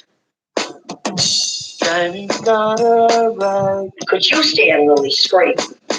Chinese got a right. She was terrorizing them. Chinese got a right. Little Jackie too. Chinese got a right. Oh, there she comes. She's got so much to do. For his ass was the defense. Try my needs a fool. And Daddy did. What did he put Jack and Lily through? They said her daddy was arrested. They found him on the Baba track. In front of Billy got his right. Now the Chinese got a right. Bucky's never gonna be the same. Jenny's got a right, and what's she gonna do? Filling up her holes, clearing for a pool, observing Jack and Lily's, taking Jack's clubs, hitting them with snowballs and standing in the ruts. Couldn't stand those beats, couldn't stand when you screamed. You said you couldn't take it, now we don't know what you mean. Jenny's got a right, now she's slapping in the drive, so full of blood, she's working with the knife. Earl's lost in the box, now he's got no right. Jenny's got a right, she's got no life. Someone called their rescue, cause Buffy needs saving. Trapped in the army, Jamie's raving. Buffy wants to play, kids outside, drinking up the water and army ride. Jenny's got a right, now she can't stop speaking. The more she hears, the more she's leaking. She's so clueless, she don't understand. Look out, Jamie, here comes my command. Statement, analyst, inspired by fire. Nothing gets past if you just don't buy it. All of the BS that Jamie's leaking. Tears are a new one, which is speaking. Cheers, Mike. Bye. He wants the stupid people to continue down that road because he wants people's minds to go into all types of directions. What happened was we woke up, I heard them playing in the next room beside us, and I was drifting in and out of sleep. They're not the type of kids that we tell them not to go outside on their own. We always make sure that we're out there with them. They happen to just get out that sliding door, and we can't hear it when it opens. And I instantly just call 911. Come on, Jackie. Come on, Jackie. Let's go, Jackie. Let's go, Jackie. It's all I hear of you. She's got so much to do. Where I was breaking that night. The driveway needs a fool. That's where the blueprint was found. What did her daddy do? In the mud where I was breaking. What did he put Jack and Lily through? They said when Daddy was arrested, they found him on the Papa trail. What do you think, Blondie? Like the helicopters running down, Jane's got a right. What do you think, pretty girl? Never gonna be Oh, the you're eating your same. apple. You're eating the apple. Good. So, oh my God, look, he's such a dumbass. Jordan is crying because his dad needs a Oh, whole you enjoyed the apple. You It's ate been it taken. all. Say he's hiding us on the reservation. My false BS is not in the language. I listen from Australia with my 55 sandwich. Jack and Lily deserve the truth to be known. Peeling back the layers to the truth stands alone. Our hearts are breaking to the heart of Belinda. I gave eyes, but Jamie can't remember. Little Jack and Lily got the force of the angels, ripping through the lies of Demano tangles. All through the night as Jamie's raping. Jamie's so dumb we can tell he's faking. Hillbilly can't keep the story straight. The truth will come out and we're prepared to Oh, wait. Janie's a real wonder. We will always remember. May June, July, all the way to Right? December. I know. February, March, April, May. The little Jack and Janie's a Lily real are here to wonder. stay. One fucking man, one stick, one rich. The story stinks and we're cleaning up the stench. Books on the surface, follows the sand. No matter how good the story gets back. Janie's got a rise. A heart don't lie, and my heart's telling me. Janie's got a Janie's rise. got no That heart. my kids have Janie nothing to doesn't do have with a it. heart. So much to Janie's heart ran do. away. It had nothing to do with it. The driveway needs a fool. Janie's heart ran away. What did her daddy do? What did he put Captain Lily Janie's heart ran through? away. I said when Daddy was arrested, they found him on And there is such the a stark contrast right now Huh? between where his mind is at Yep. and where the minds of the people are Yep. who want to know what happened to Jack and Lily. And that is the only thing that we will find out right now. Yep.